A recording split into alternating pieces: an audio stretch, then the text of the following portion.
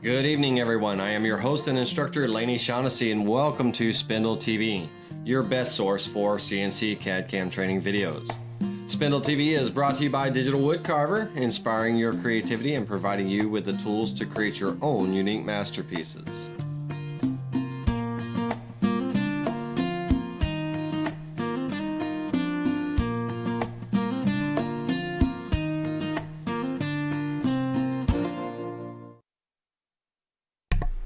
Hello, everybody.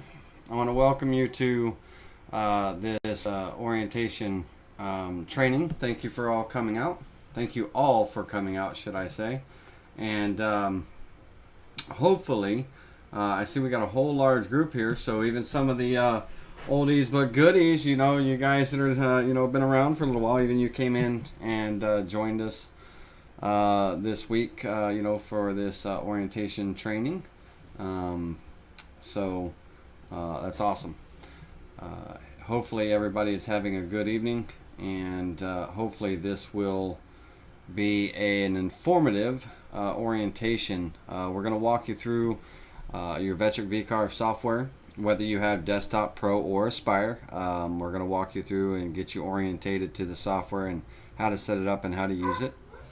We're going to be working with both the CNC USB controller and the TNG, because a lot of our new owners have the TNG software, and many of you also have the CNC USB controller. So we're going to kind of cover both of those on the initial setup and everything to get you up and running. Dennis says, if you look in the chat there, Dennis is referring to shot glasses. Every time I tell you to stand by, he's going to want you to take a drink. Evidently, I say that a lot. So, welcome, buddy. Glad you're here. All right. Now, many of you are, new owners. Since January, since the woodworking shows have started, we've sold 46 CNC machines. And many of you have not worked with me yet one-on-one as far as orientation and stuff like that. So we're going to try to do as many as we can with this orientation. This would be the same orientation you would get if we were working one-on-one on the phone and on our computers. But now, just because we're doing this orientation, and keep in mind this is being recorded, so you can always refer back to it at the end at any time. But just because we're doing this group orientation doesn't mean that you're losing anything as far as one-on-one time. I am still available to you. You can email me, pick up the phone, set an appointment with me, and let's if you have any questions that didn't get covered and you need help in certain areas getting started, we can absolutely set that up and get you off on the right foot. So if you see there's a lot of individuals in the group, everybody be sure to introduce yourself. And the first place we're going to start off with is we need to get all of the new users into the Digital Wood Carver Owners Facebook group. This group is where owners are sharing files and projects with each other. They are working with with you to help answer questions and things.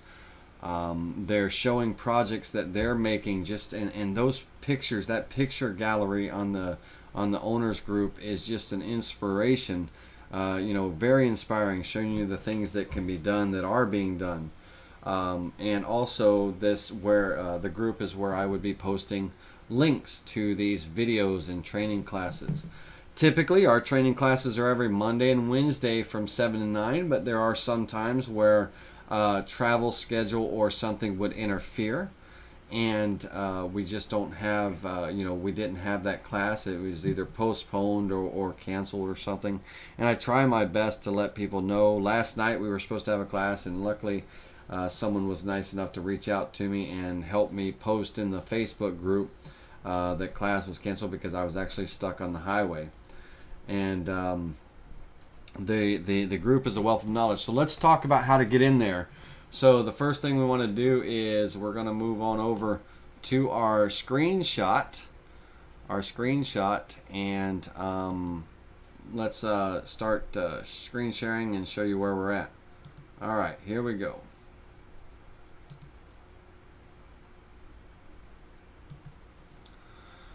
All right, so when you go to your Facebook page, you're going to have, if I was at my, my Facebook, my home page, my Facebook account, the first thing I want to do is I want to come up to the search bar up here at the top, and I want to type in Digital Wood Carver and learn how to spell digital. Bear with me a second. D-I-G-A-T-A-L, Wood Carver, and you'll see it pop up as you're typing Owners Group.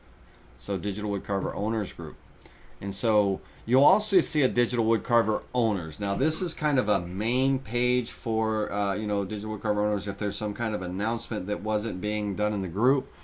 It's also a public page. See, everything in the Owners Group cannot be seen by the public. It's just for Digital Wood Carver Owners only. But if there was something I wanted to share with the public, so they could see what Digital Wood Carver was about and what Digital Wood Carver owners are making and things, then I would post in the Digital Wood Carver Owners page, just so that public could see that and everything. But you guys are going to be in the group, and so we're going to go over to the Digital Wood Carver Owners group. Now, in the Digital Wood Carver Owners group, you may get a page that looks like this, and you're going to see a join button next to the Digital Wood Carver Owners group, little listing here, and you want to click on that join. Now, when you join the group, it's going to ask you 3 questions. Number 1, what machine do you own? You own either the 2440 or the little mini carver 1824, or you own our 5100 big 8-foot by 4-foot unit, or you own our 4x4 unit. You might even own one of our lasers. Just put in there what unit you own. It's going to ask how long you've owned it, a week, 2 weeks, month, however long you've had it. And it's also going to ask what you plan on using it for. Do you plan on using it for business, hobby, or both? And so if you'll answer those, what that does is we get a lot of requests to come in the group. The Digital Wood Carver Owners group is becoming very popular in the CNC groups, but it is just for owners. So by answering those questions, it lets me know that you're an owner, so I can approve it, your request to join and get you in there. We need to get you in there. So everybody, by the end of the night, we need to go to Facebook.com. And if you don't have a Facebook account, set one up, because there's a wealth of knowledge in this group. And so we're going to pop over to the Digital Wood Carver Owners group for a moment. You might have to take a shot for every time I say group. I'm going to be saying it a lot. All right. So in the group, you're going to see things like postings, like for instance, the listing for tonight's class, the orientation training. Over on the left side of the group, you're going to see things like photos, which will take you to the photo gallery, where you see lots and lots of inspirational photos that customers are making.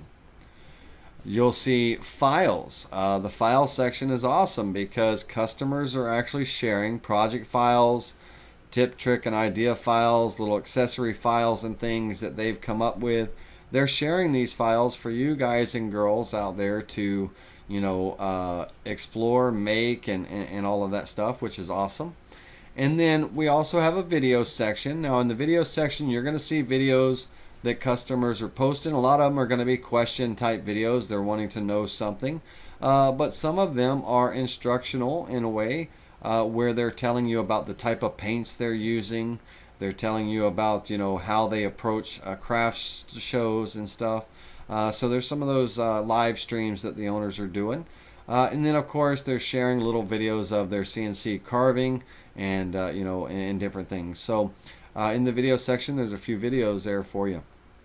Now, all of the training videos will be located on youtube.com Spindle TV. That's our channel, youtube.com/Spindle TV. And so all of those training videos you'll be able to find there. Now, in the discussion part of the owners group is where you would post, if you have a general question for the group, that the group might be able to ask you or answer for you. You've got a they're sharing posts themselves, talking about their new connections or something they're using and different things.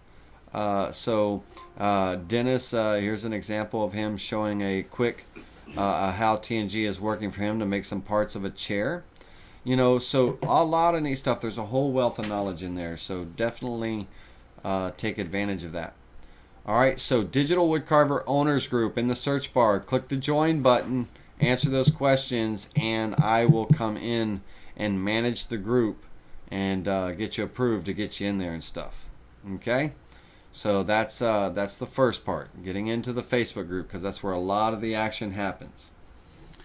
All right, so the second part is, if you haven't done so already, definitely subscribe to the Spindle TV channel on YouTube. The Spindle TV channel on YouTube, because that way you'll be able to participate in these events like you're doing now, but also you'll get kind of notifications if something new comes up and stuff. Because not only, see, right now there's a lot of live streams, a couple of weeks worth of live streams in there, but I'm going to be doing short, quick, to the point, not really quick, but short to the point tutorials on different aspects of the Vectric software, the TNG software, the CNC USB controller software. We might be talking about, or I might be doing a brief description or something, or showing on the 4th axis, or the laser, the CNC itself. Might be something just talking about a cool place to find fonts and everything. So keep an eye out on that channel. Spindle TV for the channel is relatively new.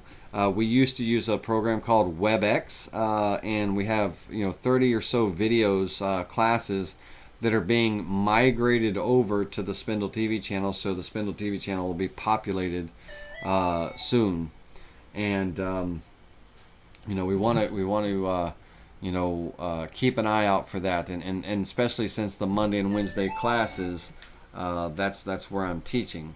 Now stand by, you're going to hear little tones in the background. That's individuals from customers texting me and things. Let me just make sure it's somebody that is not able to get into the show or something.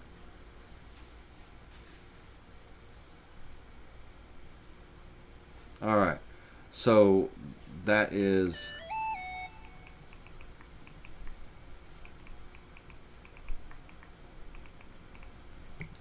All right, so that's someone asking about the TNG software. For you new guys and girls, you have TNG. For our older customers, they have CNC USB controller, and if they want to down the road, they can migrate over to TNG. TNG stands for the next generation. It's just a newer version of our software. We're going to be talking about both of those today, and you'll see them in a moment. But first of all, let's talk about your package and your units and all. You received 2 flash drives. Or if we had flash drives. For all you new customers, 2 flash drives. Those flash drives include the CNC USB controller or TNG software, and the other flash drive is your Vectric software, whether it's VCarve Desktop, Pro, or Aspire. Now bear with me while I grab my flash drive that I unplugged a moment ago, and that way I can plug it in.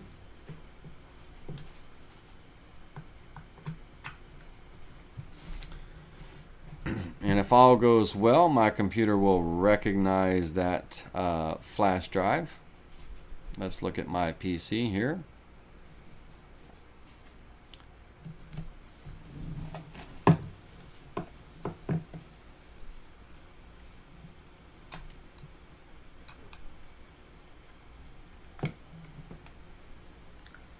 All right, bear with me a second. I just got a brand new hub for my flash drive, so let's actually just plug that in the normal way, because I don't know how to work the hub yet. I just bought it at Staples. Hold on a second. All right.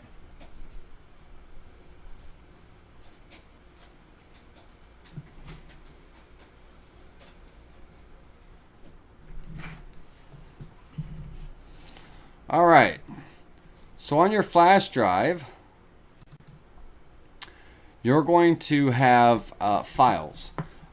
These files are going to be some sample carving files, laser files as far as laser information if you have the 6-watt laser.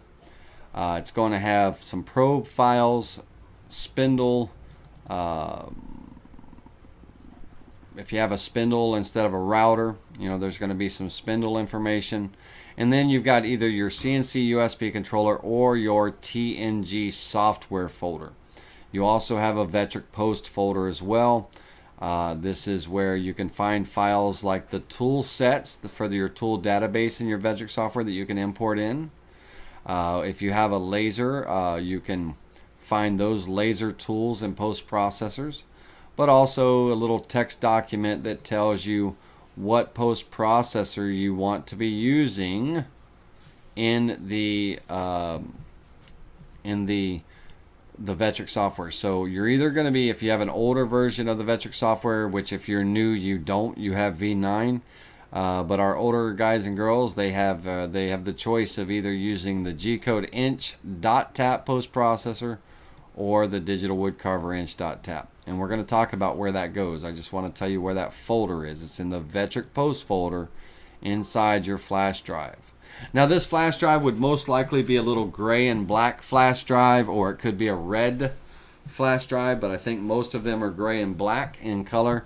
And this is going to contain all your, basically your controller software and some sample files and things. We've also given you a couple of sample fonts if you don't have them already installed on your computer. Now we're going to take a look at the Vectric software first, and then we're going to come back to this flash drive and we're going to install the software, and we're going to walk through the installation process, and we're going to walk through both the installation process and everything for CNC USB controller and for the TNG software. Alright, so let's first take a look at let's go into my downloads here, and I'm going to run over to my Vectric files down below.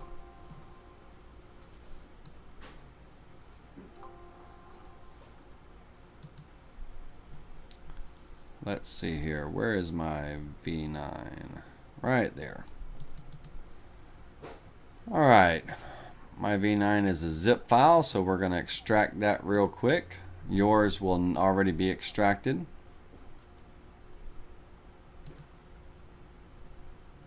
There we go. Alright, in that V9, your Vectric, you got a little black box with your Vectric software in there, and inside the lid of the black box is your username and your password. Okay, the little label, on the lid of the inside of that black box is your username and your password.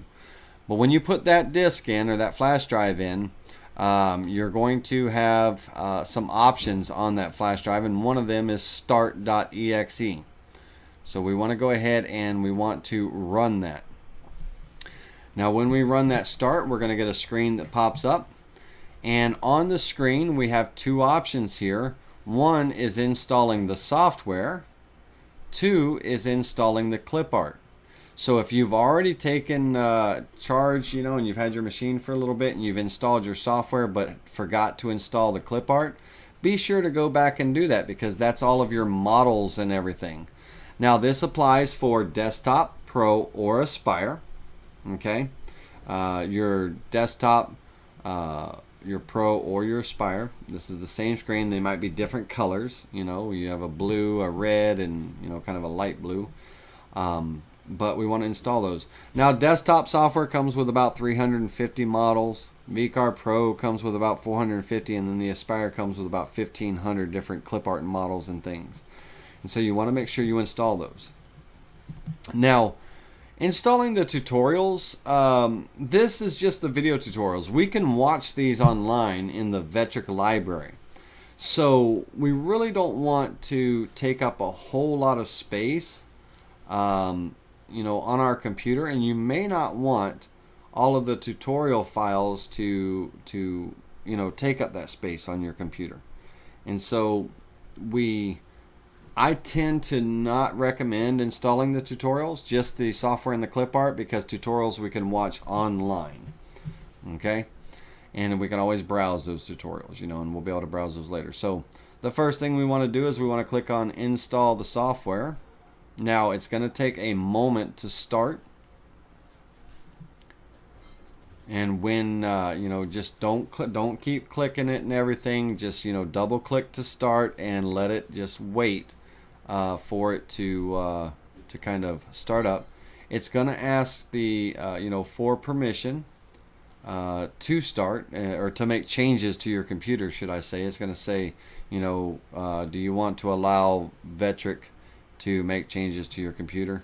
And you want to click yes, and then the wizard will pop up. So let's see if I can get my start files to go here. So here we go.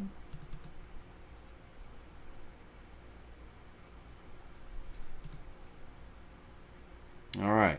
Now you might have seen the screen blank out for a second. That's because it was asking me for permission for the Vectric to make changes.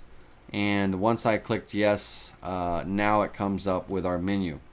So the first thing we want to do is we want to choose our language, and we want to choose English. And then we want to run through the wizard. So we're going to click next, I agree, next, next, and then we would click install and run the software. Now I've already got mine installed, so I'm not going to click install, but you would click install and run the installation. Once the installation is complete, then you want to come back and you want to run the clip art. Install the clip art, and you want to do the same thing. It's going to ask for permission to open. Or to make changes to your computer. You're going to click yes, and when the wizard opens, you're going to just click next, next, start. And it's going to install the clip art. Now, when you first open your software for the first time, it's going to ask you to register, and the box that pops up is going to say, please register your Vectric software. And you're going to have an option to register now, enter in license code and information, username and license code information, or register later. You want to take a moment and register now. It's only 4 things that you have to fill up. It'll open up a web browser, and you're going to put in your first name, your last name, and your email, and then you're going to type in your email again for confirmation. Now when you do that, you're going to scroll down and click submit, and you're going to get a page that pops up saying that within 24 hours, Vectric will send you an email, a new username and license code and everything. Now, they're actually going to be sending you 2 emails, and in those emails, they're going to, let's go into our Vectric software here. Let's go back to our first screen here. In those emails, the first one is going to be your new username and your license number. So you're going to click on help and enter license code, and you're going to copy right out of that email that username they gave you. Make sure you copy the whole username they give you, and you're going to paste it over that existing username that you entered in when you first installed your software. That first username that you entered in when you first installed your software would say Digital Wood Carver -123 or whatever 3-digit number your account is for the Vectric. Digital Wood Carver -457, whatever it may be. You're going to overwrite that with the new username they give you in the email. Now, in the first time when you first installed this software, you had to manually type in all of the letters and things, numbers and stuff that were on that label on the inside of that black box. But in the email, we'll be able to copy the new license number and paste it in where it says paste license code from the clipboard. Okay? So, you want to copy and paste. Now, once you do that, the next time you restart your Vectric software, it'll say license to Joe Smith, or whatever name you put it under, to license to, and that's done. Now take a peek over in the right corner of the software where it says version 9.05 is available. You're going to see that update version and stuff. So what we would want to do is we would want to run that update. Now, if it's a major update, then they will actually store it in what's called your user portal. Now I don't have a user portal as an instructor, but under the user portal account, that's the second email that Vectric sends you. They send you an email saying, hey, thank you for registering your software, but we've created an account for you. Please create a password, and it's going to say click this link. When you click the link, it's going to take you to a page. You'll see this happy guy somewhere on that page, and you're going to enter in your password, and you're going to enter it again for confirmation. You're going to create a password and confirm it, and you're going to click submit, and that will be your password. So your email address will be your login, whatever you registered with, and then the password will be the password that you created. Now once you're able to sign in to your user portal, this is where they will store a digital copy of your username and your license code. They will store a digital copy of your Vectric installation software and all of your clip art software. So in case you lose your flash drive, in case your computer crashes or something, you can go online and you can re-download it. Okay? They also, anytime there's a major update, they also store that update in your user portal for you to download and things. So you definitely want to register, and you definitely want to set up your customer account, your user portal with Vectric. Okay, we want to keep our software up to date and stuff. Now, from your Vectric software, to access your user portal, you would click on Help, Visit Vectric User Portal, and that'll take you right to that user portal page. And then you would, from there, you would log in and go right into your account. Now, the under the Help menu is also where you would enter in that new license code and all that they're going to email you. And you can also, either at the entry when you first open your Vectric software, you have this tutorial video browser link right here. You can access the tutorial video browser from here, or you can access it by visiting Vectric Support Online. And if you went Vectric Support Online, you would click on Training. You would choose your software. Don't click on Training, just hover your mouse over Training, and then come down and choose your software, what software you have. And when you choose your software, it will bring you into the training library of step-by-step tutorials. These are phenomenal tutorials for self-training yourself, for self-training. Because not only do they, if we were to view a tutorial, not only do they provide you with the step-by-step video, kind of broken down into sections for you, but they also provide you with the files of the project they're working on in that video for you to download, open up in your software, and work with that video step by step. It's a great way to practice. I watch those videos often, very often. I watch them repeatedly because I'm always picking up new tips and tricks that I might have missed the first time around and things. So definitely take advantage of this library of training videos. Okay, they're phenomenal, and I mean everything from getting started videos to working with drawing vectors and stuff, all of those things. Now in Vectric V9 you do have some new tools like the two-sided machining and snapping to your other vectors or to parts of your board. Smart snapping it's called. And so in that library, the two videos I would recommend watching would be the demonstration video on getting started with two-sided machining, and the introduction to drawing vectors video, which introduces and demonstrates how to draw vectors with the help of the geometry and smart snapping. Those are great little demonstration videos that kind of just introduce you to the concepts and give you a little bit of insight. Alright, so we're going to pop out of the training library, and we're going to go out of our, once we've installed the clip art and the software, we can close the Vectric installation software, and we can pull out our flash drive for that. And now we can come in and install our flash drive for our TNG or CNC USB controller program.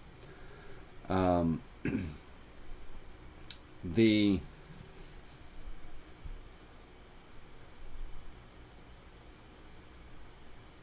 let me interrupt for a second. We've got some questions over here in the Alan Feldman is asking, can the files show small picture of what the file is about? In the you're talking about like if I were to view medium icons or something. So like if I was inside of my files, if I come in here and view medium icons, it'll show, you know, the medium icons and stuff. Is that what you're referring to, Alan?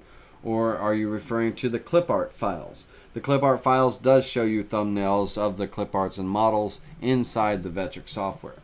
Alan, clarify that question and let me know what you're referring to.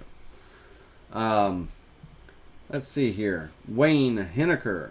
Aspire has how many clip arts? It comes with 1,500 different clip art and models, Wayne. And how can you tell if you have them all? You install them off of your Vectric disk. Or count them, whatever you prefer. If you install them off of your Vectric disk, then you should have them all. All right, Jimmy A. Let's see here. That includes models too, so remember to count those too. So all your clip art and models together, 1,500. Now, Bob Hill, hi y'all, welcome, and I am recording Bob. Let's see here. Let's go down. Files on the Facebook user group. Files on the Facebook user group. Can we get those? Can those files show what they're all about? So, well, let's take a look here. Let's go into back into our page here, and let's go back into our Facebook group.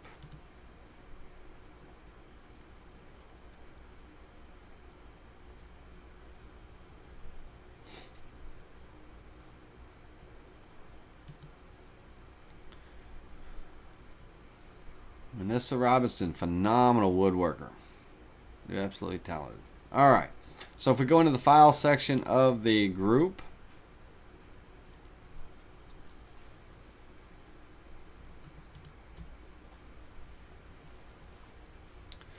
now in the file section, you know, we have the actual download file that we can click on, but we do have options over here. Let's see. It says download, see the original post. See the original post. And then delete. We don't want to delete. There is no, you know, for thumbnails, there's nothing that for as far as thumbnails. It shows you whether it's a .setting file, a zip file, a executable file, which there's instructions on making that .ee to a .exe. It's a PDF. A CRV is a Vectric VCarve desktop or pro file. CRV is a Vectric VCarve desktop or pro file. And then the SketchUp files are SKP, a DXF. But if we come down, we'll see a ZRV 3D. That is an Aspire file, and it cannot be opened. It cannot be opened in VCarve desktop or pro. CRV 3D is an Aspire file. All right, but any of the CRV files can be opened up in desktop or pro. Now, if I come over here and look at the original post, that's going to take me back to that original post posted by Michael Tischler on this particular file. And this is the dust shoe files and instructions. And if I go back and type in the search here and say, wait a minute, what did Michael do with vacuum hosing and stuff like that? We can go in and type in Michael's name in the search bar here. AELTISHLER, and we can search the group for Michael's post, and we can come through and we can see right here showing the dust shoe in use while carving. You know, we can see that video there, little sample video that he did, and the zip file is a little zip file that he's provided for, you know, templates and stuff and all that to make that dust shoe. So that would be, Alan, that would be the way that you would address that. You, Alan, when you open the file, you can see the final project in your Vectric software before you even carve it. We're going to talk about that in a minute. But let's go and look at an actual project file. Let's go back and look at an actual project file. And let's see here. That was one that we did for a class. Let's come down to someone else's post. Let's see if we can find somebody else's post that was not me. And let's see here. Amazing Grace sign.crv. So if I come over here and look at the original post,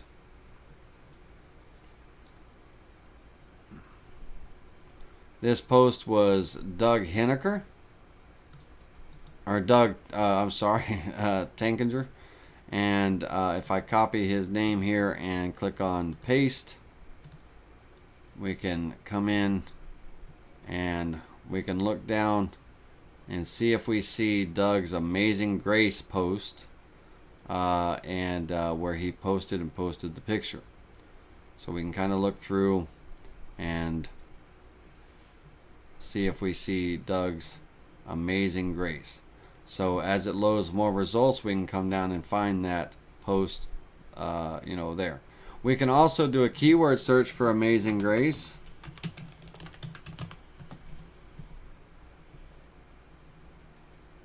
And here's Doug's Amazing Grace sign. And let's go down.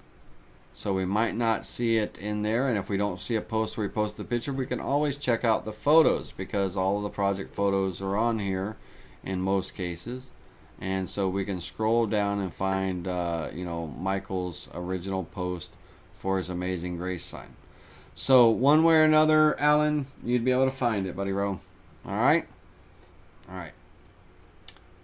So it's you'll be able to find it. Unfortunately, I didn't create Facebook, so I have no way of rewriting it to show thumbnails.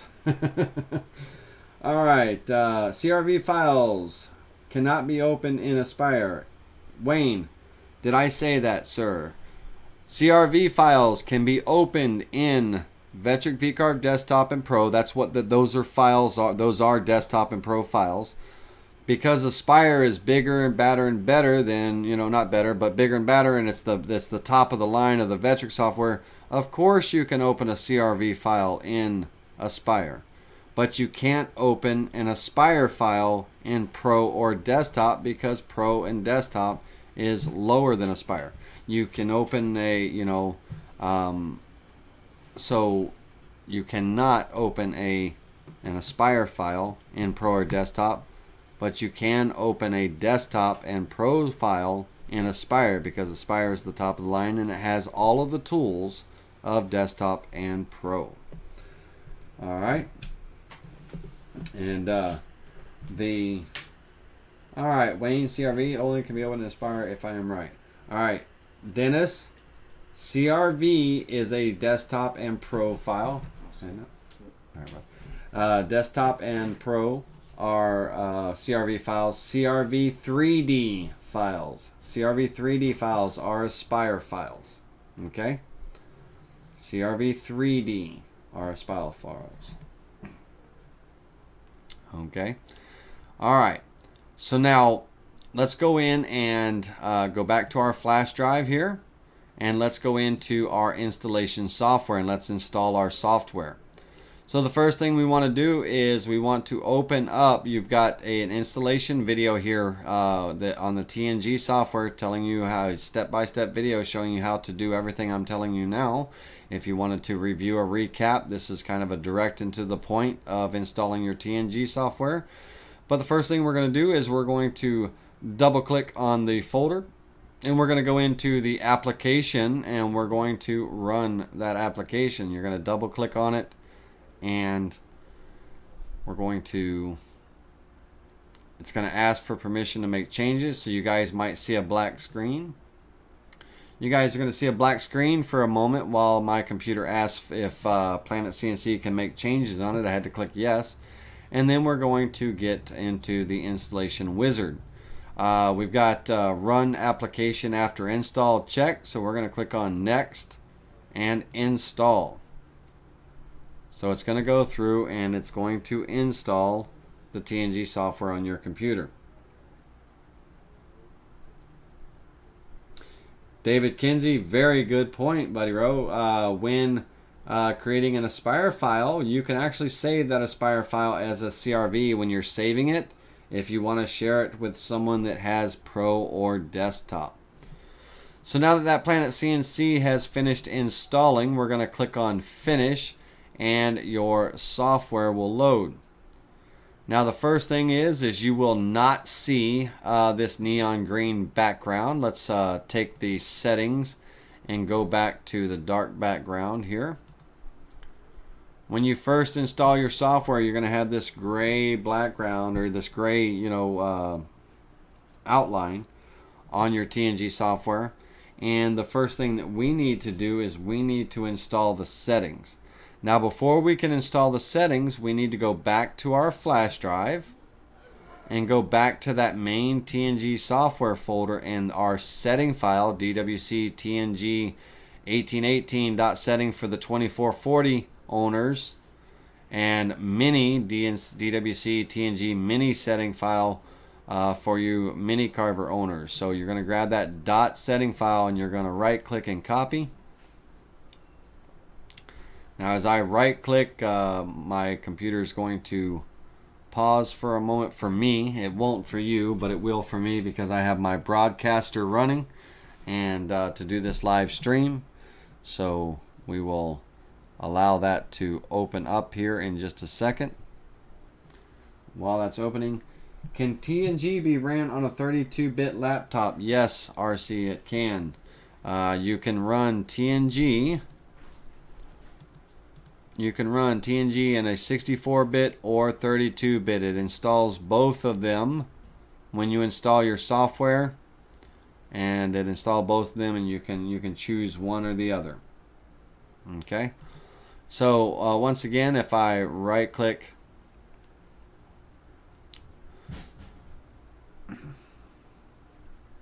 I actually could have just single left clicked and click copy to, but I'm a right clicker. I don't know why. There we go. We're going to click copy, and then we're going to move over to this PC. We're going to come into our C drive. My C drive is actually quite full. I got to clean up some of these videos and things. We're going to go into the Program Files x86 folder.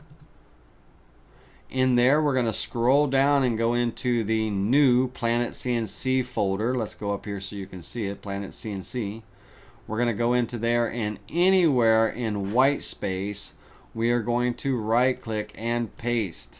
Now, I've already got the setting file in here for mine, so it's asking me if I want to replace it. You will not get this question, but since I already have the setting file in there, it's asking if I want to replace it.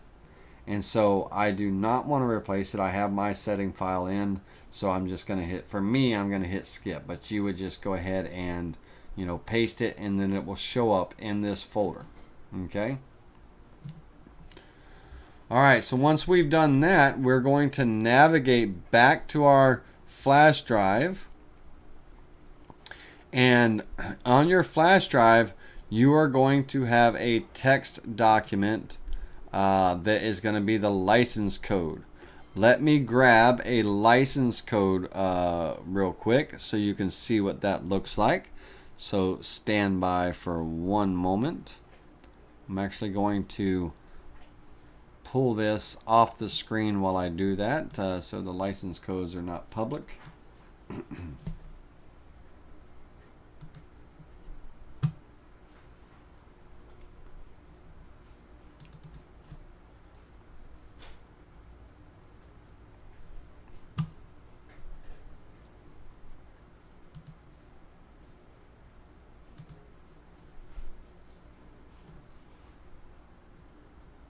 Nicely done, Word. Damn Word. Alright, stand by for a quick moment.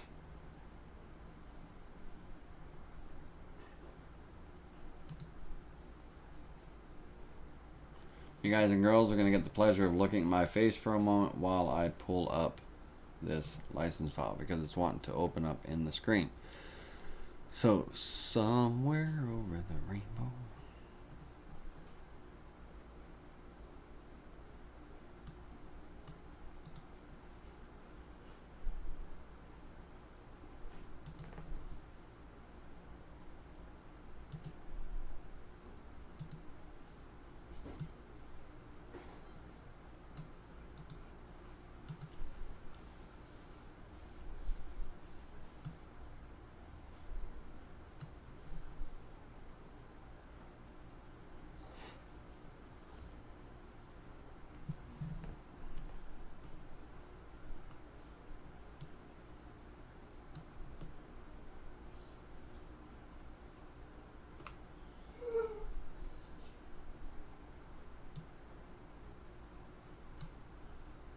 almost there, guys and girls.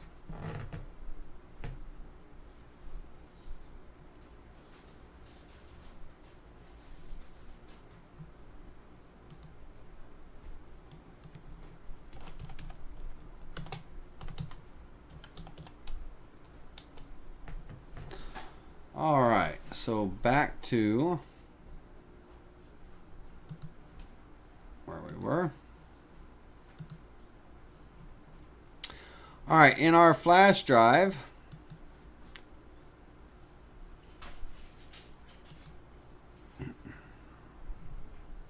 thought we were back where we were. There we go. You're going to see a text document in the main root directory of your flash drive. It's going to have your license code and everything. And the text document just opens up in a notepad. So we want to go ahead and open that up. And on your license code, you're going to see these somewhere on in this text document that you have. You might have some other information as well, but you're going to see this key code with the open brackets here, and at the very end of this long code there is another key code with a / in it. So that's an opening bracket and a closing bracket. You want to copy everything from the opening and closing bracket when you're pasting this license code into that Vectric software, into that TNG software. But you want the entire, all you want is the opening to the key code to the closing. Okay, that's all the code that you need for your license code when you're pasting it in your software. So let's come back into our TNG software here, and the first thing we're going to do now is we're going to go to File and Import Settings. In our settings, it should automatically open us up to our Planet CNC folder on our C drive in that Program Files x86 folder. And so we should see that setting file that we've pasted in there. And we can come in and we can click Open, and it will open that setting file. Now the background on mine is brown because the other night I was teaching a class on how to change colors and things in there. Yours is going to be a neon green. So the first thing you want to do is you want to go into Settings, and you can go to Colors here, and on that brown that I'm clicking on, I click on that little star, I can come in and change it to whatever color that I want. And yours is going to be kind of a neon green. I'll go with a hunter green here.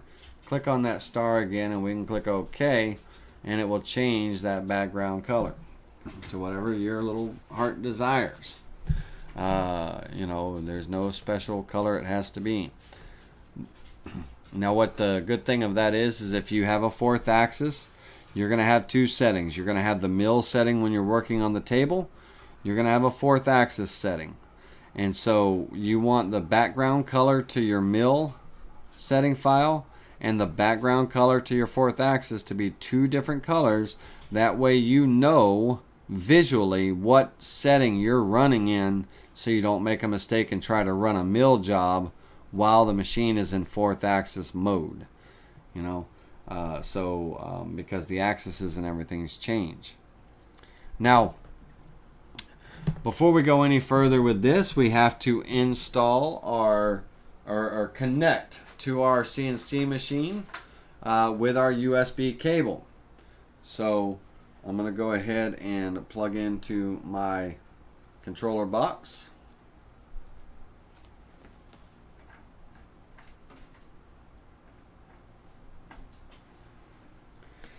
And I'm going to plug in to my computer.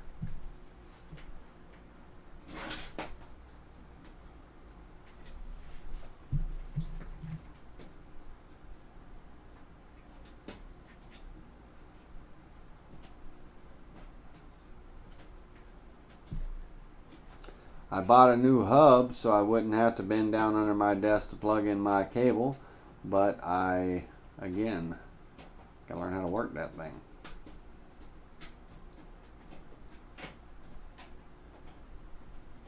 I don't have to learn how to work it, I just have to learn how to set it up. It's a powered hub. Alright.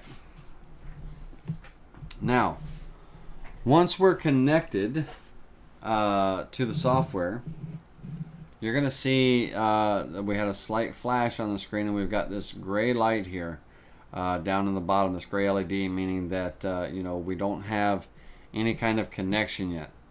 So the first thing we need to do is we need to go to Machine, the Machine menu at the top of the screen.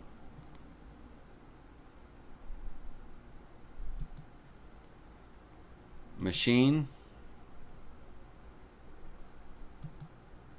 down to Controller, and over to Firmware Update. This is step 1. Okay? Over to Firmware Update.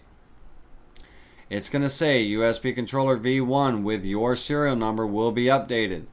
Do not disconnect the power or the USB while you do this. You're going to click OK, and you're going to see a progress bar run across the bottom of your screen. And once it's finished running, then you're going to get a successful update pop up, firmware update success. So you're going to click OK. So now we've got our firmware up to date. So now we are just getting ready to establish the communication between the computer and the TNG software. So we're going to go up to File,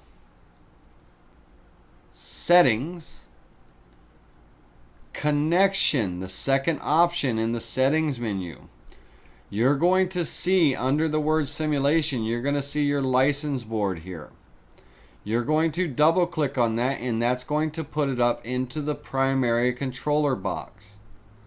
Once you do that, you're going to click OK. At that point, you're going to get a green light with a gray X in the middle of it. This is saying that we now have communication between the software and the machine. However, it cannot find the license information. So then we need to go through and we need to install the license. So we're going to go to the Help menu, License Management, My Licenses, and we're going to import the license code.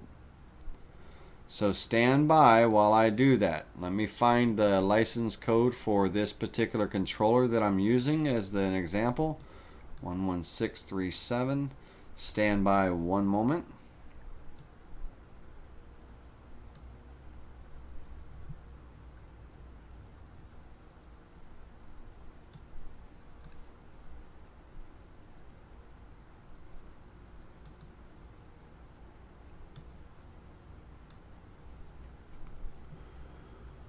One 11637.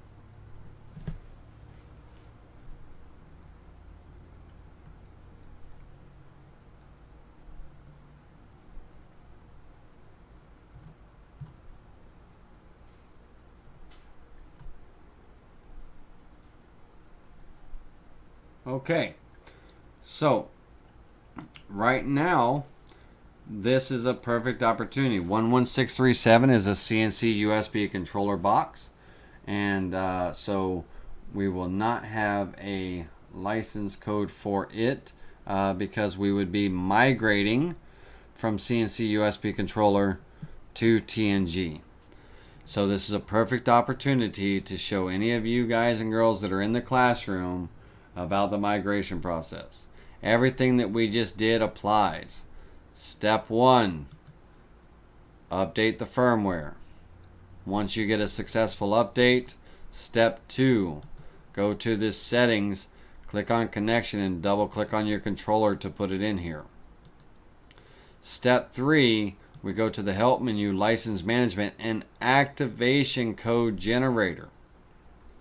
So our license is here, or our code, our board, and so we want to copy this code right here. Now, you new customers, you do not have to do this. Your license file is in your USB drive. If you have CNC USB controller as a new customer and you want to migrate over to TNG, then you would be following this step. Once we have this copied, we're going to go in to our email.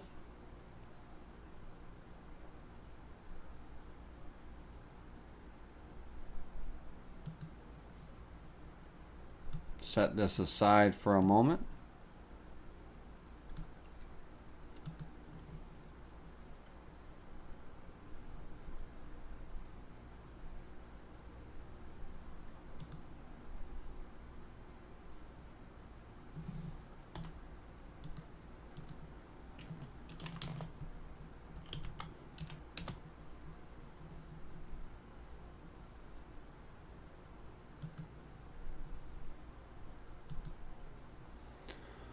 We're going to compose a new email, and it's going to go to support@planet-cnc.com. License code activation. We learn how to spell.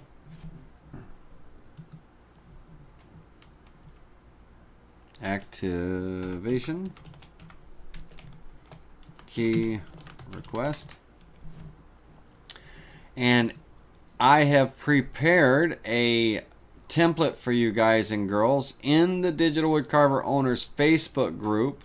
So we're going to pop over there for a moment, and we're going to go into the file section, and we're going to come down to the file section.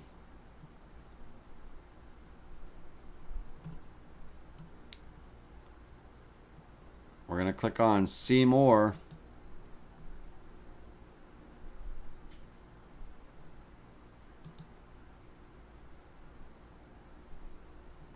You're going to find a PDF that says Planet CNC TNG download and install. We want to open up that PDF.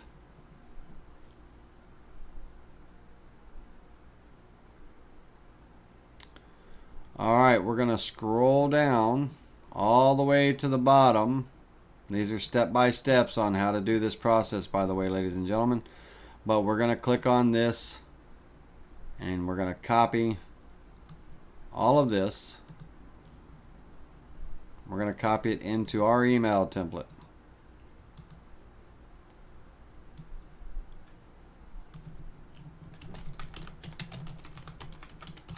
We're going to put our name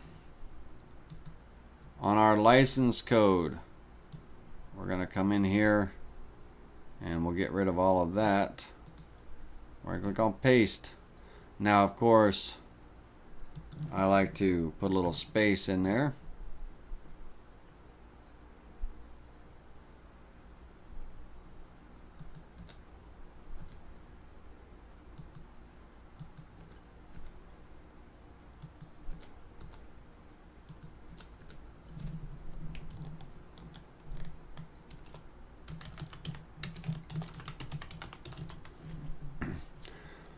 Once we send off that email, hit send off the email, and you will be good to go.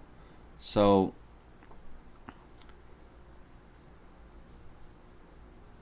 let's see here. I'm actually going to have them send me this license code.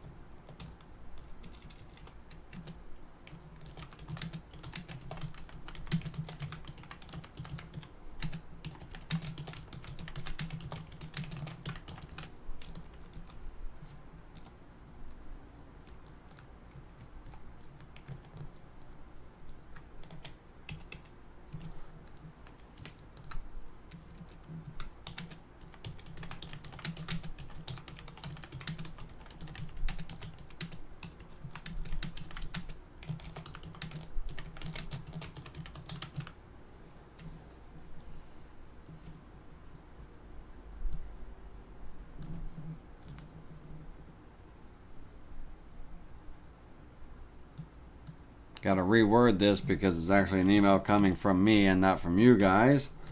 So bear with me a second.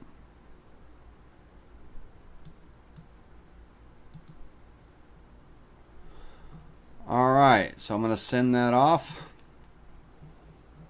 And done. Within 24 hours or so, we should get an email back with the license code. Now again, this is not for you new customers that have the TNG software in your files. This is not for the new customers that have the TNG software in your files, in your flash drive. You already have, your license code is already here. You do not have to email and request a license code. This is for the individuals that have CNC USB Motion Controller Software and they want to migrate over and update to the TNG software.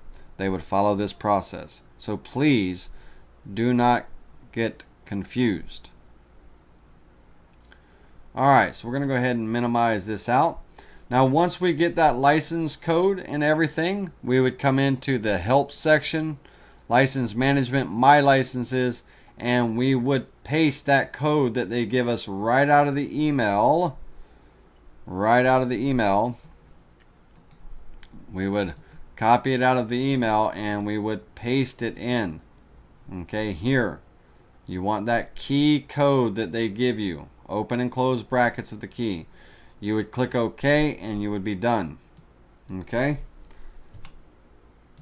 And once you do that, you would have a green light with no X in it, meaning that your license is being read properly. Okay? Now, since this control box that I'm working with is a CNC USB control box and not quite ready to upgrade to TNG because I don't have the license code, in order for me to be able to show you the installation and setup of the CNC USB controller software, I need to go and advance and revert back to version 1, to revert my board back to the V1 version so I can work with CNC USB controller. Okay. Alright, so let's pause here for a second for some questions. Let's pause here. So the last question that was asked was by R.C. Keaton about, can it be run on a 32-bit laptop? Yes, it can. Craig Robinson is already on shot number 2 and 3. Wayne's on number 4. You guys stay with me now. Now, you guys, let's see here. Was I the only one that had a blackout on which file to use? David Kinsey, at what point did you have a blackout? Because my screen does black out when it's asking for the software to, be able to make changes. But let's go back into the files. Let's go back into the files and let me know which file you were referring to when you had a blackout. Where did you get lost? Be a little bit more descriptive and let me know, because when my computer asks for administrative permission, the screen does go blank for just a brief moment. So you guys get a little black, shot. But for the email request, okay, so are you talking about what file that we pull up on our Facebook group? Okay, very good. So in the Facebook group, it is going to be, if we go back to our group, it's going to be the PDF file that says Planet CNC TNG download and install -setup by Laney Shaughnessy, posted on January 19th. Okay, Planet CNC TNG download and install -setup. That will open up the PDF document, which is basically a step-by-step instruction of what I'm telling you now in this video. And at the very bottom or last page of this PDF is the email template. It tells you where to mail it to. It tells you the subject line to put in your email, and then you can just copy and paste this email. You're going to change the blank lines, of course, to your name and your license code. You're going to put your name at the bottom and you're going to send off that email. David Kinsey, let me know if that cleared that up for you, if that was what you were looking for. All right. So let's, Alan, you have, what is the advantage over TNG over VCarve? Okay, Alan, you're confused there, buddy Rowe. See, VCarve is your design software, CAD CAM design software. TNG is the motion controller software. That is what runs the files on the machine that were created by your VCarve software. The TNG software or the CNC USB controller software, both of those are motion controller softwares that run the machine, and they run the files that you created in the VCarve software, your design software, your CAD CAM software. So it's two different softwares, and there is no advantage of one over the other because they both have their jobs to do. One creates the designs in the toolpath, that's the Vectric VCarve software or the Aspire. The other runs the files that were created in the Vectric software to carve your projects out on your table. Okay.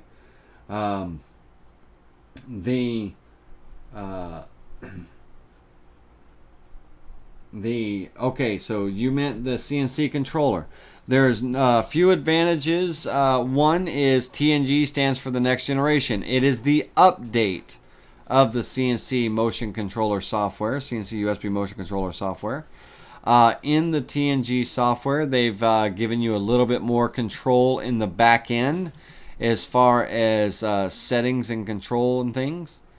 You've got a little bit more user interface on, your being able to add tabs and custom buttons for different operations that you want to perform on a regular basis, which that is something that we could not do in the CNC USB controller before. You have, it makes the machine run a little bit smoother as far as the steps. The algorithms that were created in the TNG software, the algorithms that were created during this update cleaned up a little bit of their algorithms out of CNC USB and make things a little bit smoother in the operation. And it's just the next level. It's not the level. That's the wrong thing. That means you're kind of moving up or pan. It's just the update. Just like Vectric has updates, so does CNC USB controller, and TNG is the newest update. It is a free update, and one or the other. You can use one or the other. You do not have to upgrade to TNG, but if you want to, you could. TNG just stands for the next generation. So it's just the next generation of the CNC USB controller program. All right. Yep, Dennis Allen understood that he meant to say VCarve. All right. Now, any other questions on TNG? The initial installation and setup on the TNG. Now, if you already have your license code, you would skip the whole email portion of this, and you would go straight in and copy the license code out of your flash drive, and you would paste it in the license management My License import box. Okay?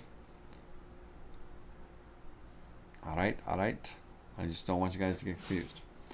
All right, so then we're going to go ahead and move on to because we got a lot to cover in this orientation, so you guys and girls stay with me.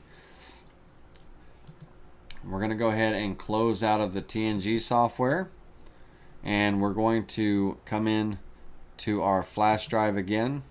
Now, if your flash drive has the CNC USB controller software, let me go ahead and grab my flash drive that has the CNC USB controller software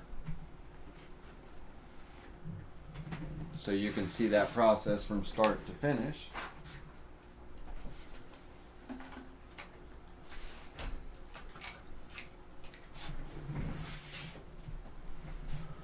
going to go ahead and eject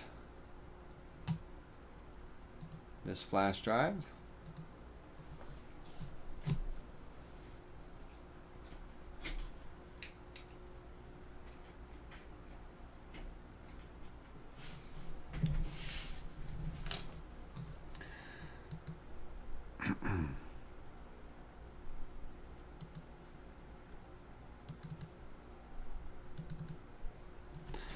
Alright, so if you have a controller box that has the CNC USB controller, your flash drive is going to look something like this.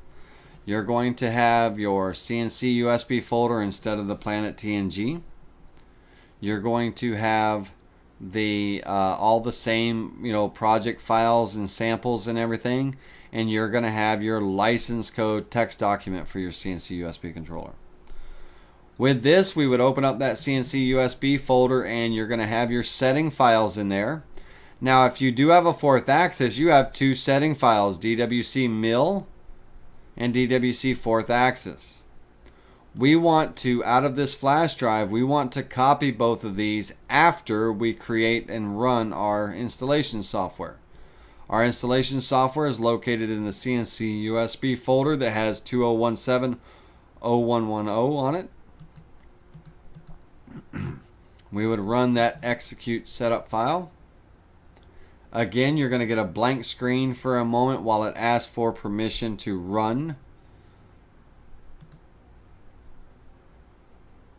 Alright, so we're going to blank out for a moment while it asks for permission to run. And then you're going to click on the ready to install. So you're going to click on install. You're going to, a lot of times it's going to say next install, but you know, you're going to run and install. I happen to already have CNC USB controller on this computer, so it didn't take me through the next install because it's already installed on there. Now you may get a red and white box like this that pops up, or you may get another install button, one or the other, depending on what you want. We want to, if you get the red and white box button, we want to install this driver software anyway. Very important. If you do not click that, your computer will not communicate with your CNC machine. It will not load the driver, and your computer will not connect to your CNC machine. Install this driver software anyway. If you don't get the red box and you get the other install button, that's the same as the red box in you know, a newer version of the software, you want to click that install button so it installs that driver. Okay? Once it's finished, you're going to click on finish, and then you will be ready to open up the CNC USB controller program.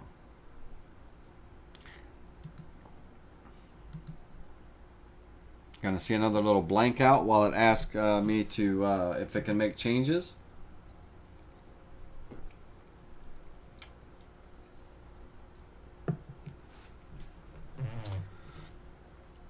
It's going to take a second for the program to open.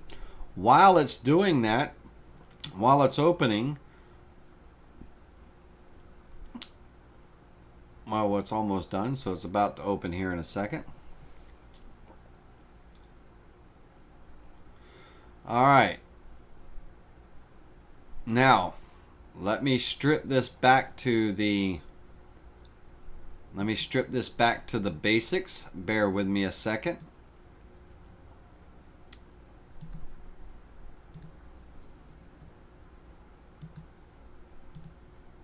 We're going to open that up again.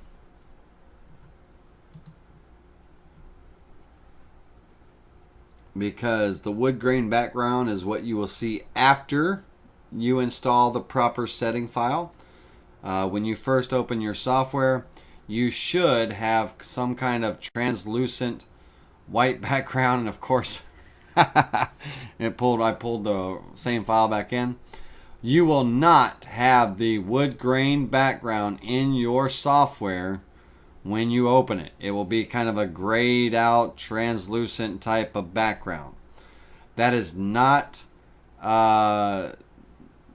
the setting files that we use. We use our wood grain background, or our gray if we're in fourth axis. So the first thing we got to do is we're going to minimize that software, and we're going to go into that CNC USB disk, back into that CNC USB file. Oops. And we want to take both of the mill and the 4th axis setting files, and we want to copy them. Again, we're going to copy those. I'm not going to say stand by while it loads. You guys will be completely gone by the time I...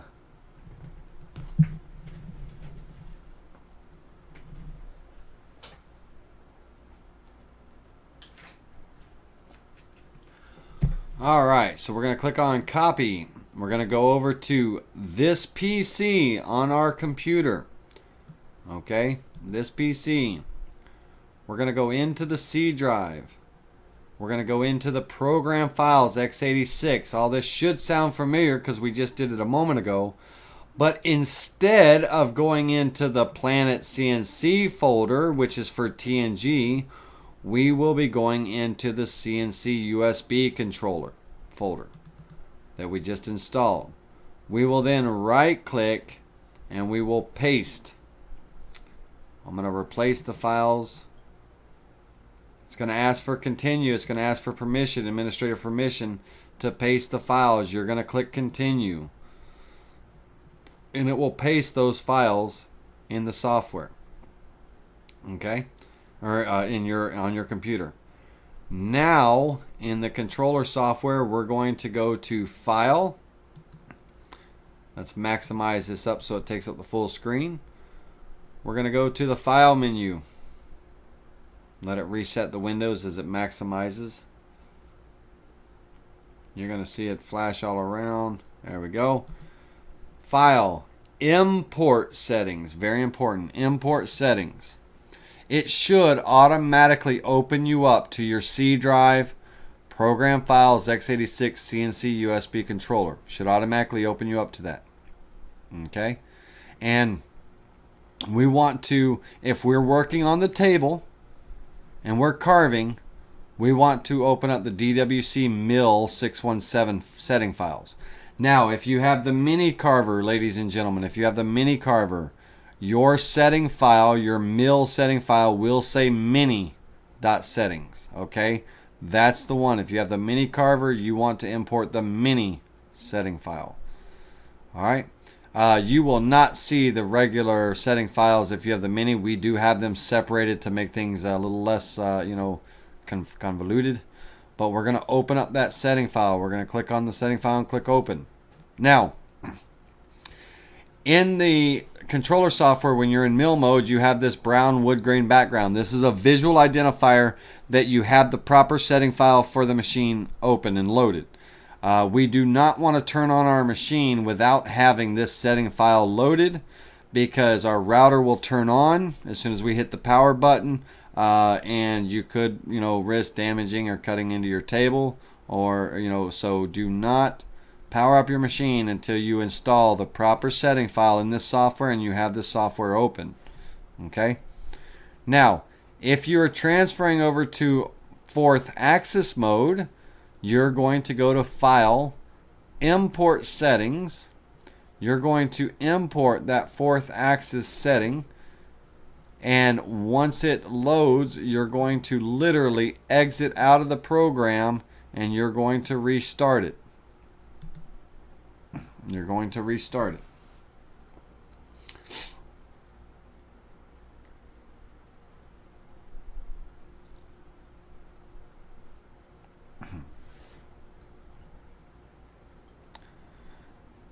Now, when the program restarts in 4th axis mode, your background should look like a gray slate.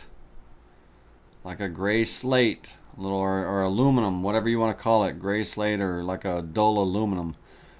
This is the visual identifier that you are. This is the visual identifier that you are in 4th axis mode. Okay. Alright, so wood grain background is your mill mode in the CNC USB controller. Gray slate is the 4th axis. For you ladies and gentlemen that have the TNG software and you want to set your own colors in the background and stuff, make sure if you have the 4th axis mode that your backgrounds are 2 different colors, so you have a visual identifier that you're, what setting file you have loaded. You do not want them to be the same color. Alright, so now I'm going to go back to the wood grain background. I'm going to import. Let's say that I'm done with my 4th axis. I want to go back to my mill mode. I'm going to re-import that mill setting. And then I'm going to exit and reopen the program.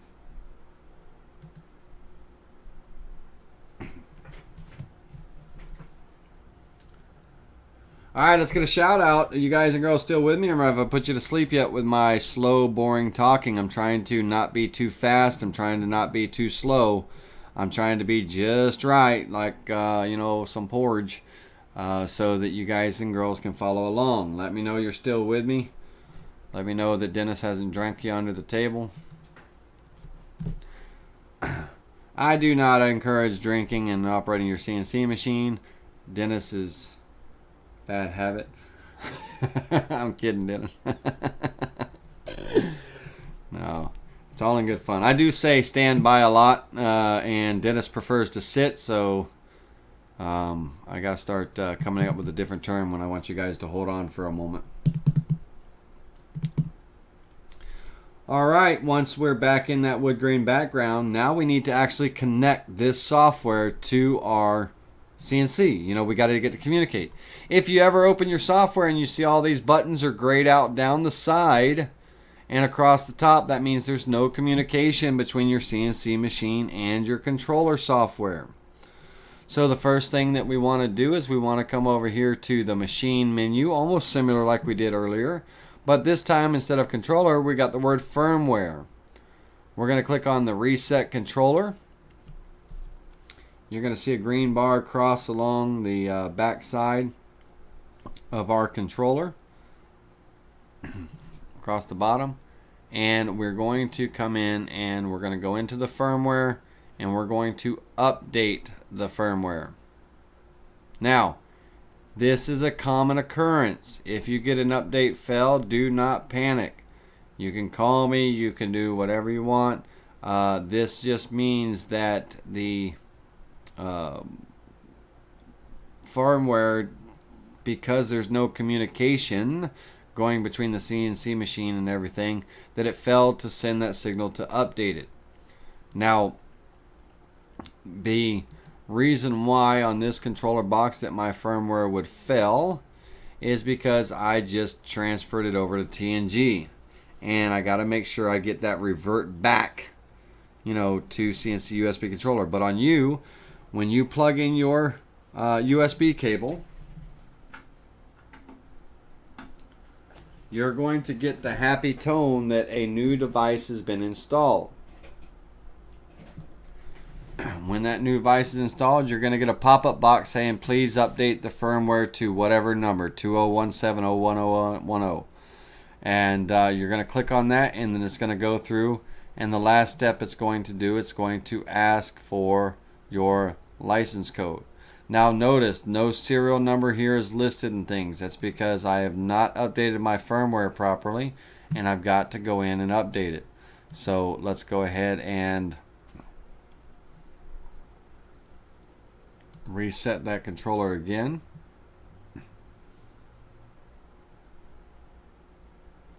Alright, so it's not asking me for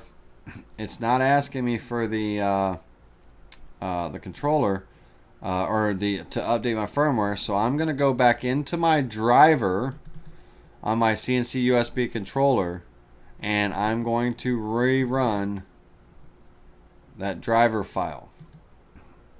I'm going to rerun that driver file.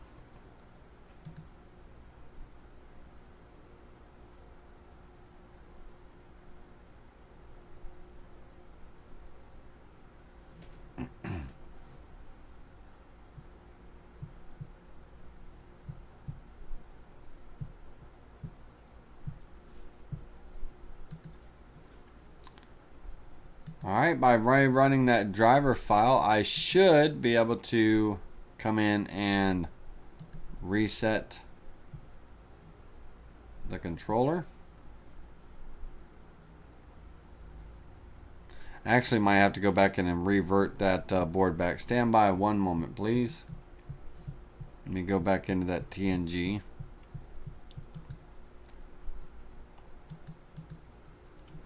When you update your software, CNC USB controller to TNG, it's one or the other. You cannot, the CNC USB controller can no longer be used unless you revert back to V1. Alright, so I have reverted.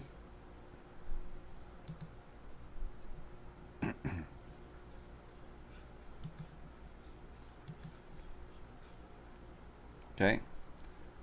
It's in bootloader. That bootloader is telling me that I need to run a bootloader to finish the reversion. We will talk about bootloader a little later on. That's a little bit more involved. So I have to actually bootload my board to revert back. Keep that in mind. Keep that in mind if you're going to upgrade to the TNG software and you decide you want to go back. It's not as easy to go back as it is to go forward. So let's go back in here. Now, once everything is connected, I am in bootloader mode. So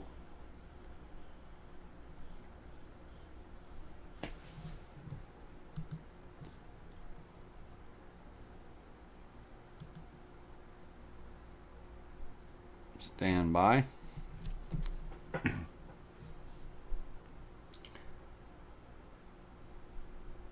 Dum, dum, dum, dum.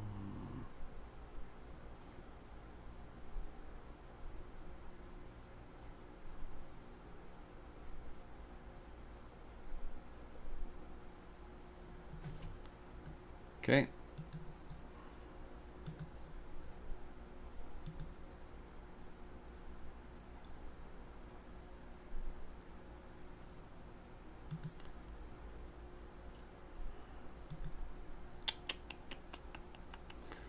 I should have done CNC USB controller first instead of the TNG. I got to bring the board back to back one level.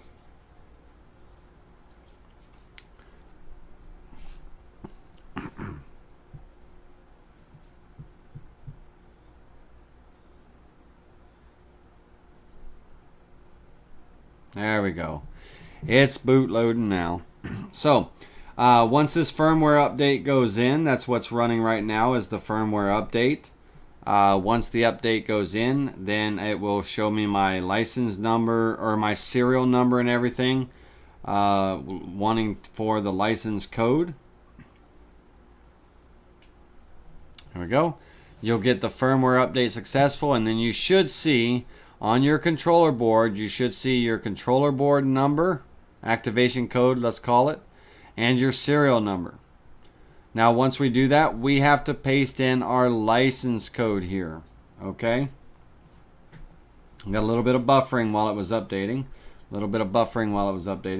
But once we do that, we have our registration key. So let me put in the registration key for this. Stand by 1 second. And this is serial number 11637. 11637.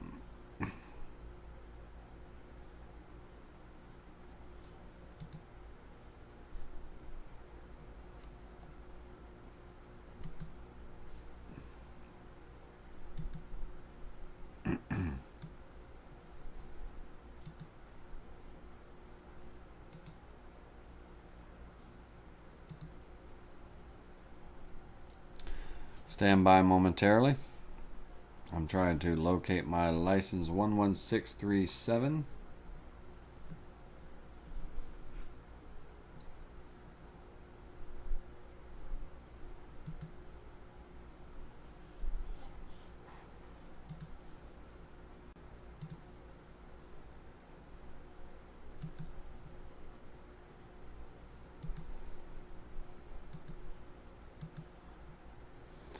All right, license number 11637, ladies and gentlemen. Where are we at here?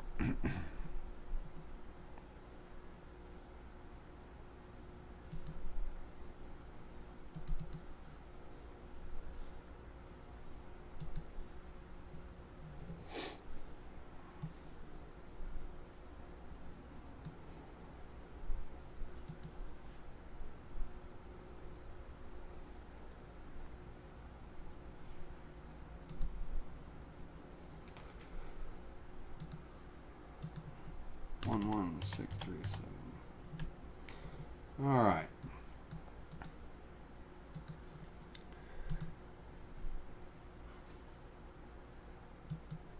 Now in that window, I want to go ahead and paste my license code off of my flash drive, that text document, and you're going to get a license activated successfully.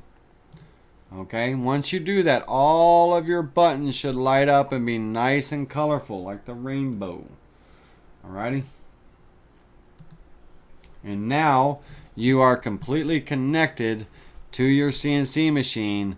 You can go ahead and control it, move it around. You can run files, all of that wonderful stuff once that communication has been established. So install the software, update the firmware, paste the license code, and import the setting files. Those are the things that you want to do in your controller software to get communicated. So step 1 would be install the software. Step 2 would be import your setting files, depending on what your mill setting file. Step 3 would be, once that setting file is done, you would come in and update your firmware if it didn't already do it automatically for you. And then step 4 would be entering in your license code. Okay? And then you're done. Now you're ready to run with your controller software. Alright. Up to this point, ladies and gentlemen, it's 8:41. You've been with me for an hour and 41 minutes. It's been a long hour and 41 minutes, for your ears listening to my voice. I know it gets irritating after a while, but let's see how we're doing. Is everybody still with me? Let's get a shout out. Let's see how everybody's doing. Everybody probably left me. Let me know I'm not alone. All right. All right, now let's talk about the Vectric software. And we're going to spend, our next part of our orientation talking about the software, the Vectric V-Carve software. Whether you have Vectric V-Carve Pro, Vectric V-Carve Desktop, Vectric Aspire, all of these tools are in all of the software that you have, Desktop, Pro, or Aspire. So the steps I'm about to walk you through apply to everyone. Okay? In the software. All right, Alan's still awake. All right. All right. Thank you, Jimmy. Thank you, Alan. Thank you, David. Thank you, Craig, for giving that shout out. I appreciate it very much. All right, so when we open up the software, we have the option of creating a new file, or we have the option of opening an existing file, something that we've been working on and need to go in and either make changes or just we want to open it up to play around with it, whatever the case may be. Now, any of the recent projects that we've been working on, they will list probably about 4 to 6 of your most recent projects and everything, and you can access them quickly from here, or you can also access them from the open existing file. Now, we're going to create a new file. We're going to set up a new job. And with the Vectric software, you can set up a single-sided project or a double-sided project. Okay? A double-sided project means that at some point in time, we're flipping that board over to carve on the back side of it, whether it be like a picture frame to where we are carving the face, but we have to have that board flipped over to carve the pocket and opening and everything out for where the picture and the glass goes. Somewhere or another, we're flipping that board over. So single or double-sided. Now, let's talk about the single-sided projects for a minute, because the double-sided has the same steps, except for there are 2 more added additions. So let's kind of focus on single-sided for a moment. The width of your computer screen from left to right, the width represents the x-axis of your CNC machine. The height up and down of your computer screen represents the y-axis of your computer screen, of your CNC machine. Now, if I'm working with a board that is 15 by 7 1/4, I'm going to enter it in like that. And my board is going to be clamped on my table just like it is, like you see it here. Now, if we could take a moment and let's look and see in my recent files for a second, bear with me. Let me see what I've got going on here in recent files to see if I happen to have been smart enough to save a file that I created for you guys the other night.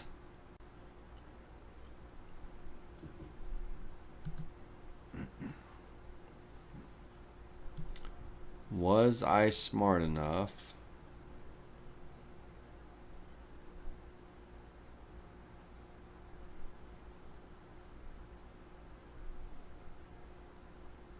I was not. Alright, so when my computer shut down this afternoon, I was not smart enough. You always save in the beginning, and don't do like me. Alright, so we're going to just very simply recreate the wheel here for a moment. I'm going to click OK, and we'll come back to this screen in a moment, but let me draw this out.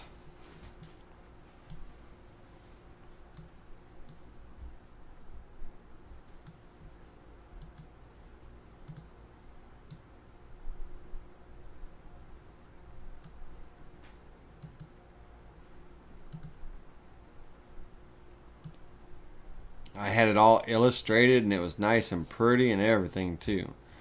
Let's do one more up here.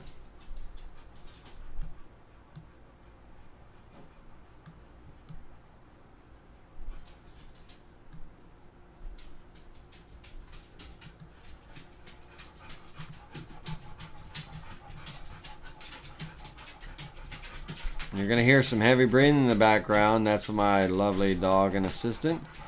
Alright, so oops, one more little square here. Okay, for you mini carver owners, your mini carver x-axis is the length of the table. The power box here on the back side, the power box, that's on the back side. You, as the operator, should be standing in the operator's position, which is here. Okay, that pink circle. Your x-axis moves left to right.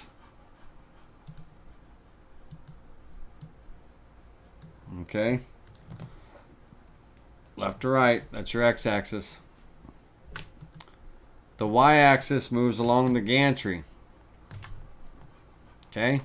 For you 2440 owners, that is the same thing for you. Your x-axis is the length of the table. Y-axis is the back and forth on the gantry. You guys also will be standing here. This is the operator standing position. Okay? So left to right. X minus to the left, X positive to the right. Y minus towards you, Y positive away from you. Z up and Z down. That's your three axes. Now, on the mini carvers, you guys have a 30 by 24 table, and of that 30 by 24 you have an 18 by 24 inch cutting area. Okay, 18 by 24 inch cutting area.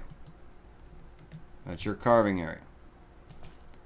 Now, the 18 inches is from the center of your table, 9 inches along the Y in the positive direction, 9 inches along the Y in the negative direction.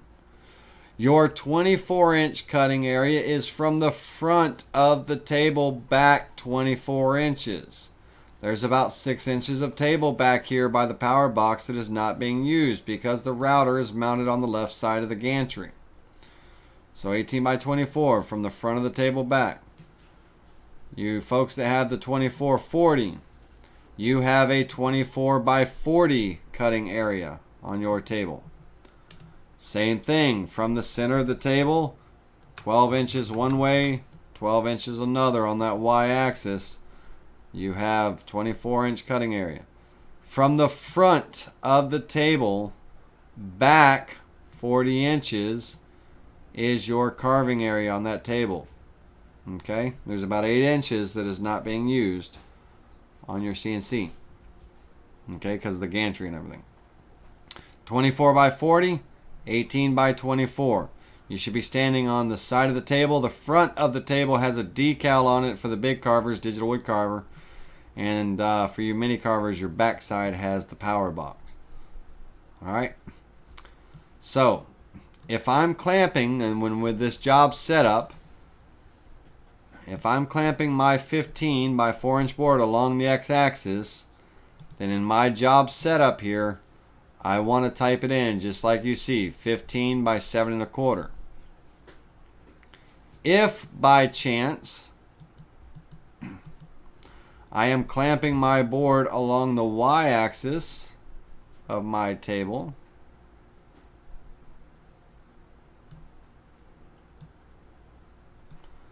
then I want to make sure in that job setup that my 7 1/4 is here and my 19 inches is here.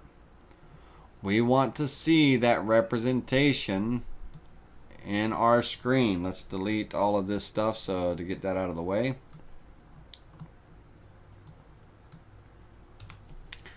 So if my board is clamped along my x-axis, this is how it should look. If I've got it clamped along my y,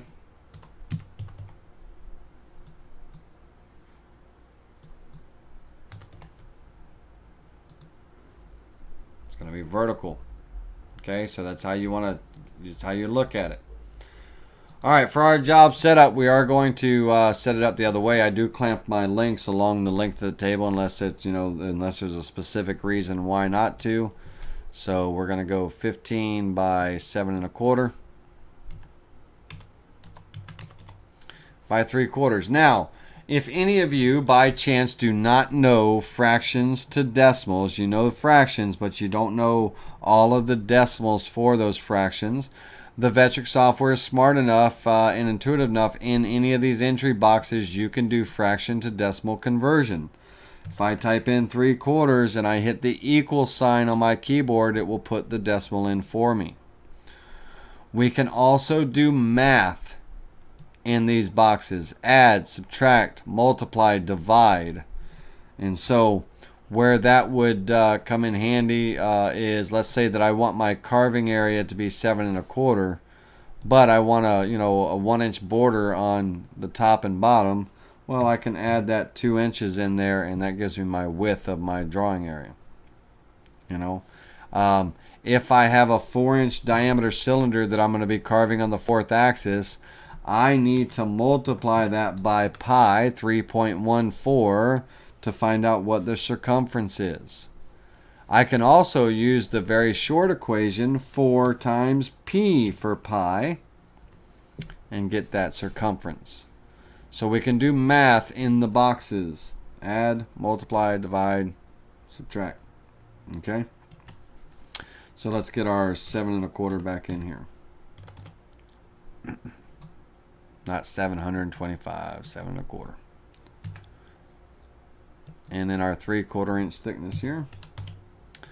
All right, now when we're referencing our z-axis and we're touching off our z, that router bit, we're touching off the z. We need to tell the machine, where we're going to touch off. Are we going to be touching off on the material surface, the top of our board? Or are we going to be touching off on the bottom of the board, which would be the machine bed or our waste board? Okay.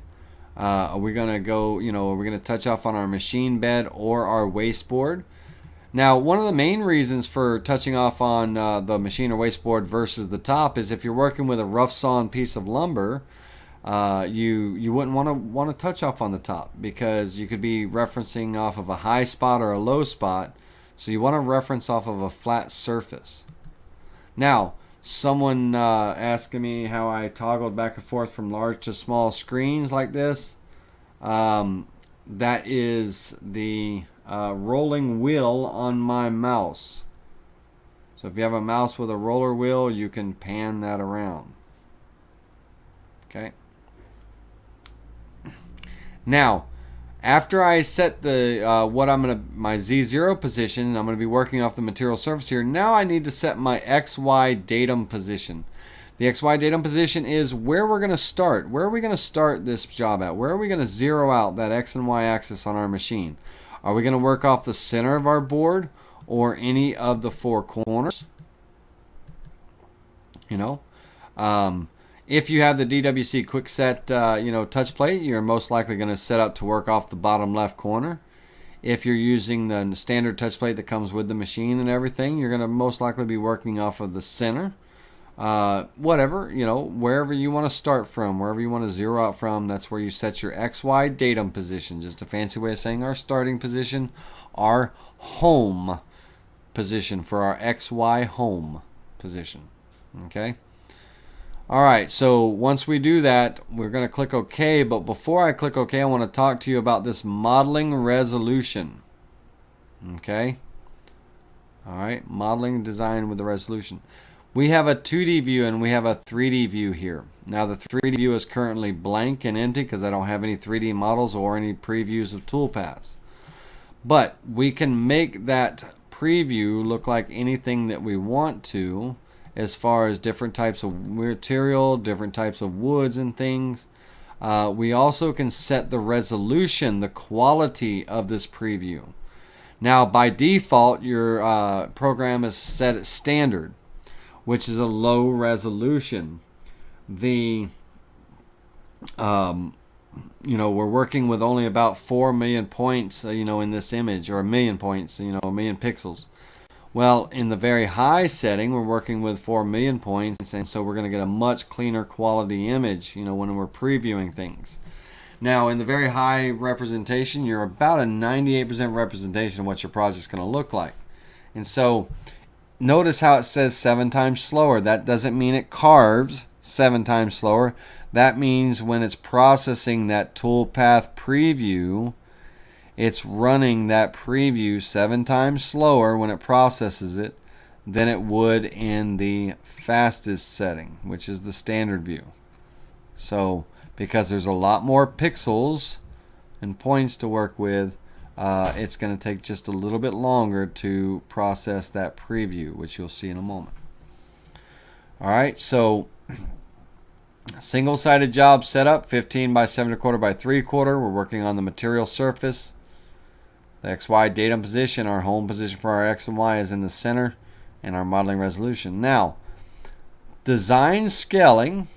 We can scale the design with the job size, meaning if I have this checked, then as I design, if I come in here and change my job size, my design will scale with it. If I come in and change my board size, my design will scale with it. I don't have a design on here right now, but you can, I very rarely use this, but you can. That's what it's there for. In case you make changes, it automatically scales your design to fit those changes. Okay? So we'll go ahead and click OK. And once we click OK, that would set up our job in our 2D view, and we're ready to start drawing. Now let's go back for a quick moment and talk about the 2D job, double-sided job. Now when we check off a double-sided job, everything is the same as far as the job size. The Z0 position, we now have some other options that we didn't have before.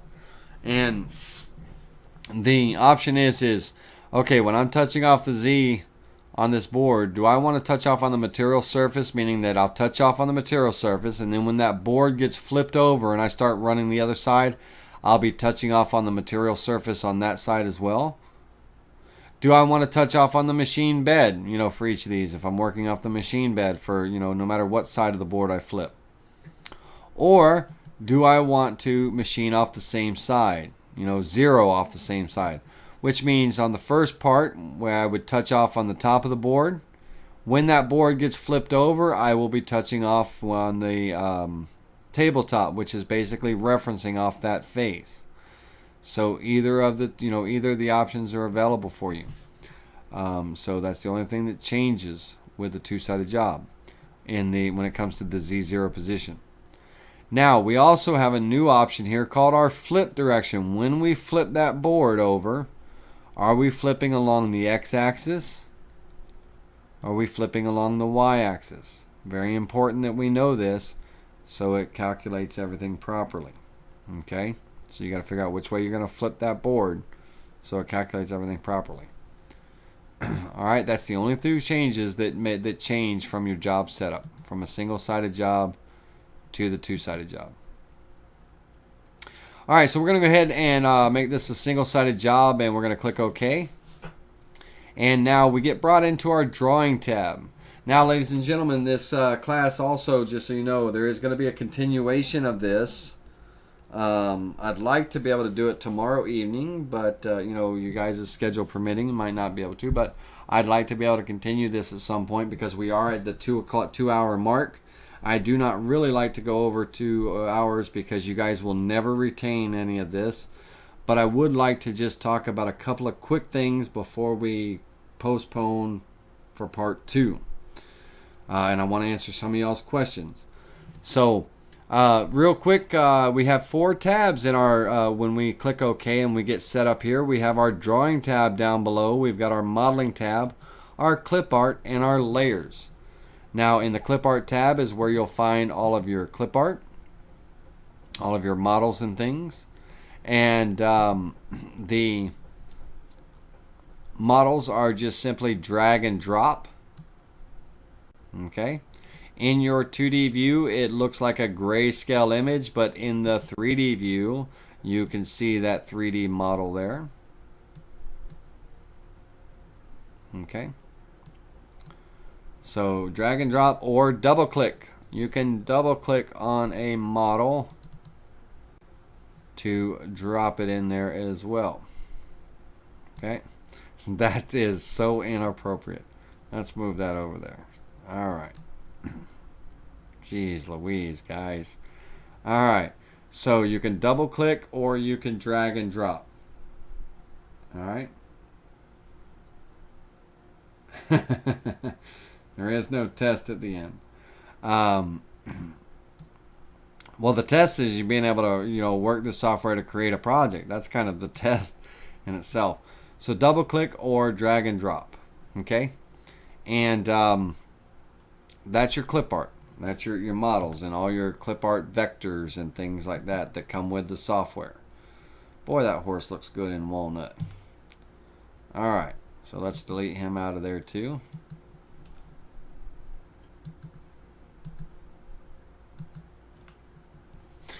All right, under the Layers tab, Layers is a way to separate multiple parts of our designs. The Layers tab is a great way to separate things. If I had multiple things going on in my project, and I was just, you know, got big circles here, I got small circles, I got medium circles, well, I can separate them. I can move them to a new layer. And I can call this large circles. And I want to give this a drawing color of red. Click OK. So now everything on that layer is going to be red. I've got my small circles here that I can move to another layer.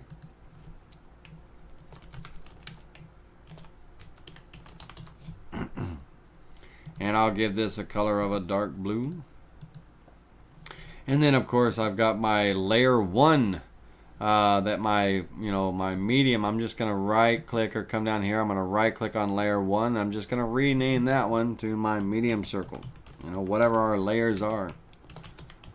And so now that I have these 3 individual layers and everything, I can access the layers from the view bar across the top of my screen that you see here, or I can also access it from the layers box.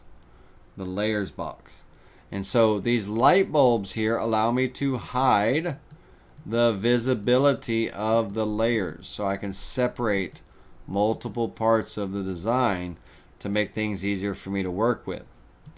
I can also associate a layer with a toolpath, meaning that if I had a toolpath, let's say I was doing a profile cut and I was cutting through my 3/4 inch material with my 1/4 inch end mill on the outside of that circle, I can come down, instead of manually selecting the circles that I want the profile cut to be created on, I can automatically associate the layer with that. I want to select all the open and closed vectors.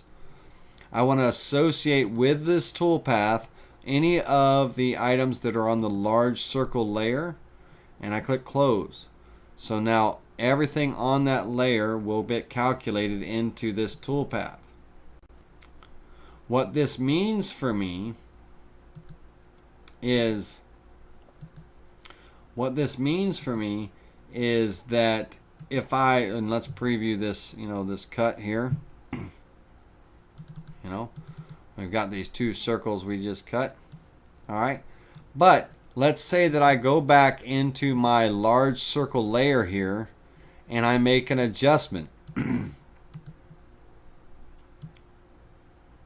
Let's say that I want that, somewhat like this, but it's still on that layer. Let's say that I come in and I want to move this circle over to that large circle layer. Well, all I have to do now is just simply click on recalculate all the toolpaths. I do not have to select on those things that I want to add in. They're already on that layer. So when I recalculate that toolpath, it's going to successfully be recalculated. And now any of the vectors or any of the changes or any of the things that I made, they're going to automatically be updated because I associated that layer with the toolpath. Okay? Versus manually selecting, the individual vectors. So layers is a wonderful way to help separate things in your design, and then you can associate those layers with toolpaths, so it's a very simple click and recalculate if you make any changes or anything to that layer. Alright, now in the modeling tab in the Aspire software, you guys and girls have a lot of modeling tools. In the Vectric VCarve Pro and desktop software, we have the ability in the modeling tab to import a model, change its properties like its size of the shape or scale, or tilt or fade it. We can draw a boundary around it. We can smooth it out if we need to, and we can adjust the Z height. We can even slice the model up if we want to. And so we'll talk about these tools more on as we go, but these are the modeling tools that are available for us in the Vectric VCarve Pro and desktop software. If we were in the Aspire software,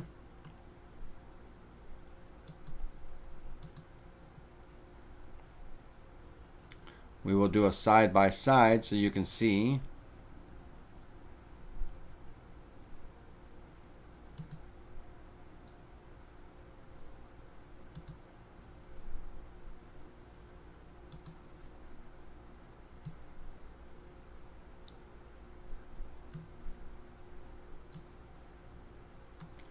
In the Aspire software, we have more modeling tools. We have sculpting tools. We have single rail sweeps and spinning and turning vector shapes, single line sweeps, two line sweeps, create a shape from vector outlines. We've got the ability to clear out backgrounds or foregrounds. We've got some ability to split a model in half. Bake multiple components, but we can build models and everything, so we have many more modeling tools in our modeling tab. In the drawing tab, if we look at the drawing tab between all the 2 or 3 software, all the tools are the same.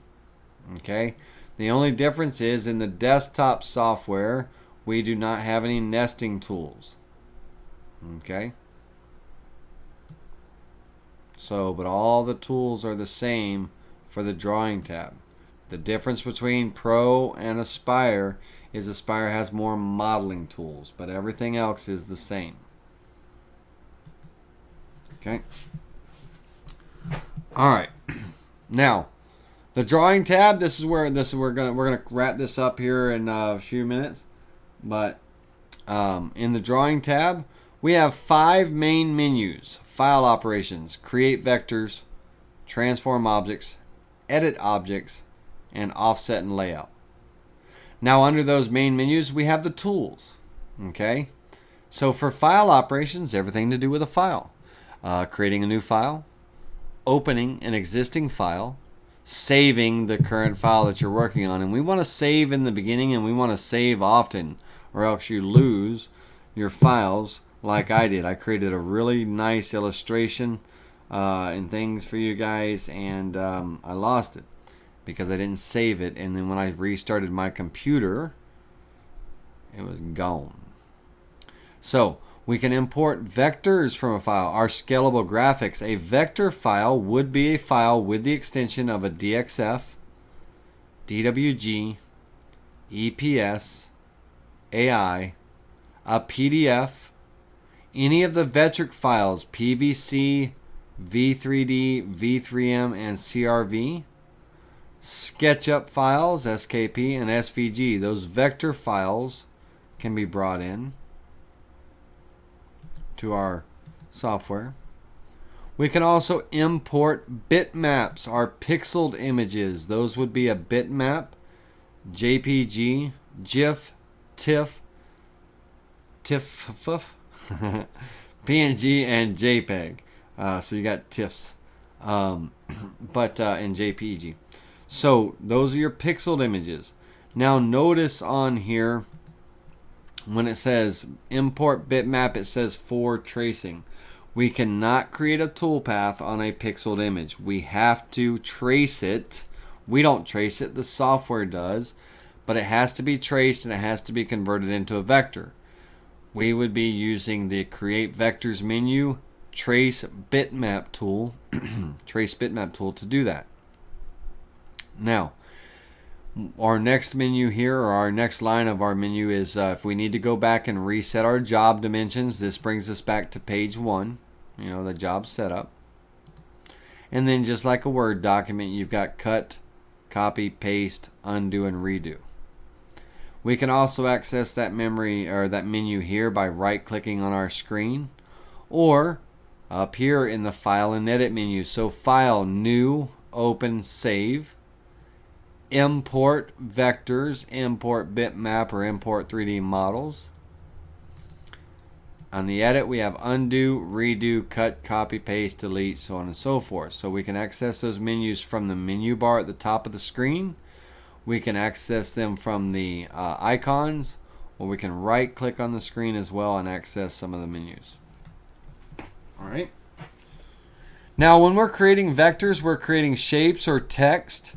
The objects that they're objects, vector objects or text objects.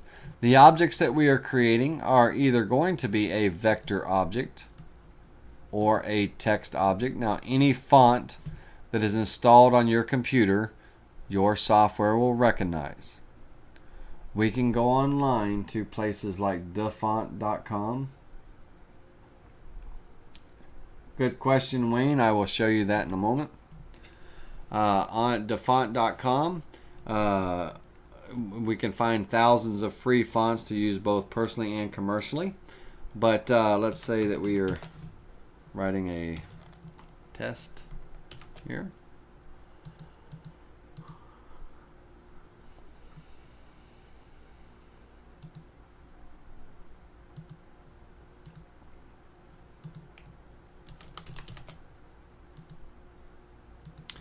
So we have a text object, we have a vector object.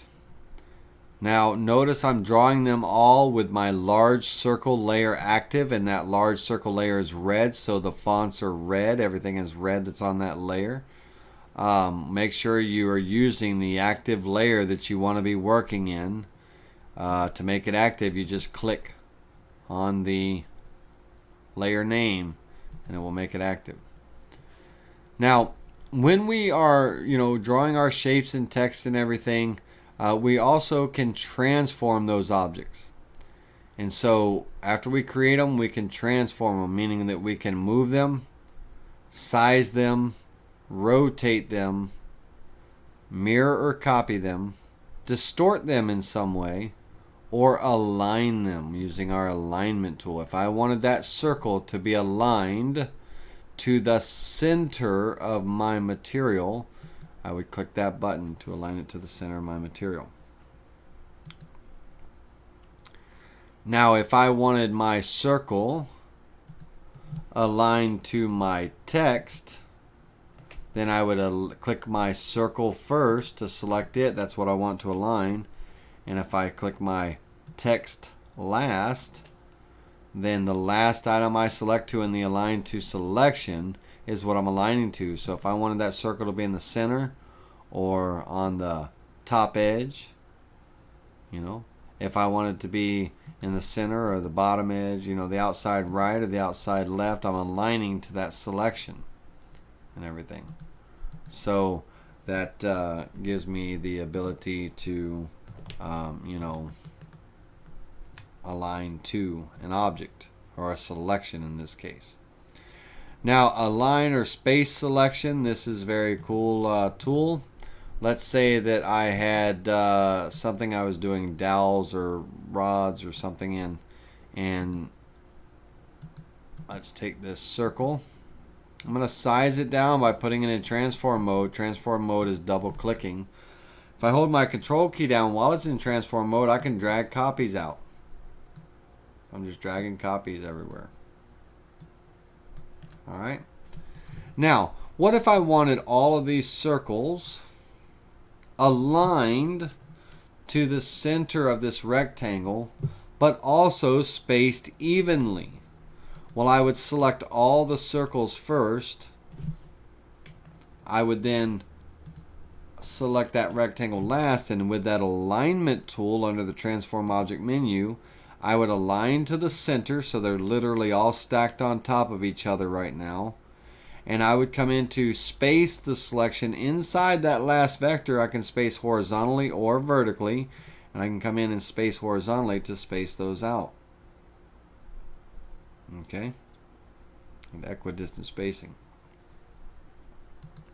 And so the alignment tool is one of those tools that you will be going to a lot. Now, Brian Kazera, Laney, when you save a project, does it save all of your toolpaths also?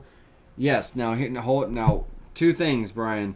When I save my project, file save as, and let's go into my folder here. I'm going to create a new job folder called training.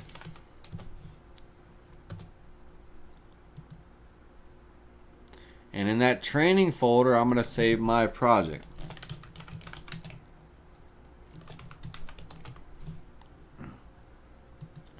Now, when I do that, that saves my entire Vectric project, including the toolpaths within it.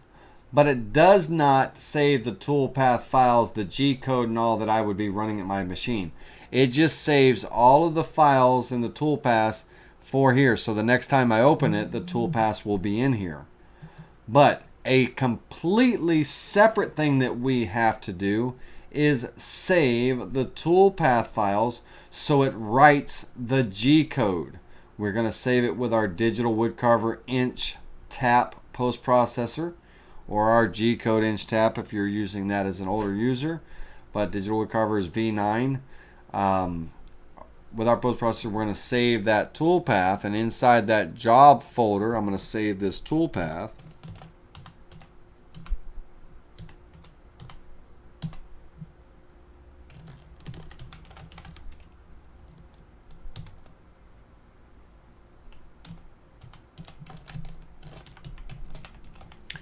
Now, I had my cap locks on, bear with me a second.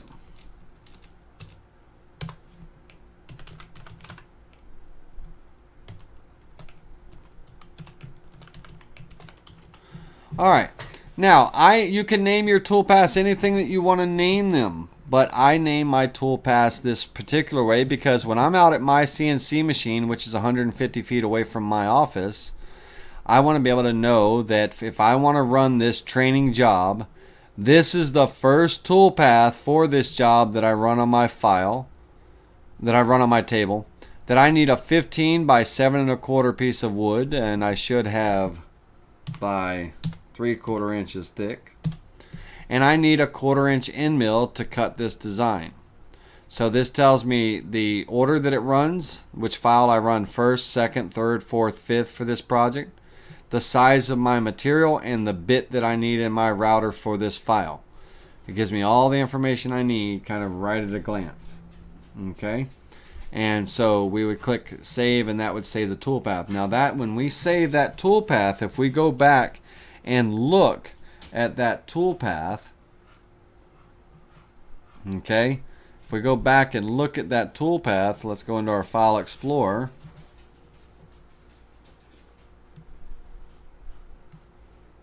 In my downloads,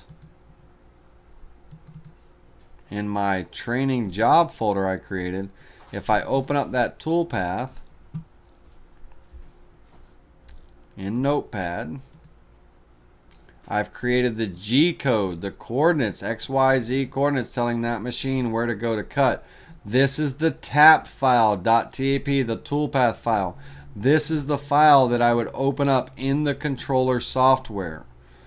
Okay, so if I open this file up in my controller software, file, open, there's no disk drive. Let's hit cancel on that and go into downloads. Number 1, training. Only the tap file gets opened in the controller programs. So if we open that up, that will load the design file, and it will load the G code over here for me to run. Okay, so you want to only open the tool files. So you have to save the toolpaths to be able to run them. But when you save the whole Vectric design, that saves the design with the toolpaths, so that they're kind of they're with it, they're in here and everything. All right, so now let's go back up. We've got Wayne Henniker. Is there a printed sheet on what each tab does that we can read? Yes, there is. If you go into File, Open Application Data Folder,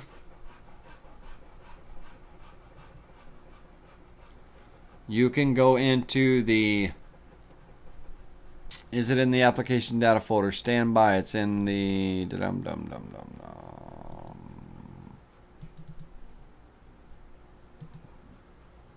I'm sorry, it's not in the Open Application Data Folder. Let's do that one more time. Let's close out of here. And we want to go to our C drive, this PC, our C drive. We can look in the program files in our Vectric software. Okay.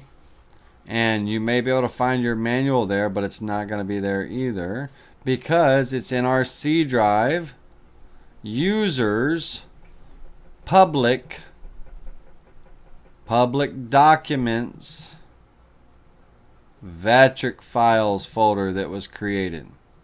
Okay, and you've got some tutorial files. Where's my manual at? Let's see here.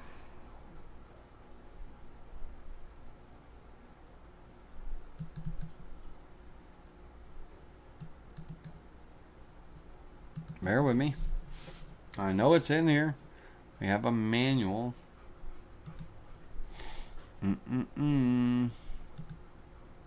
Let's see if they moved it in version 9. Let's see if they moved it in version 9. Bum, bum, bum, bum.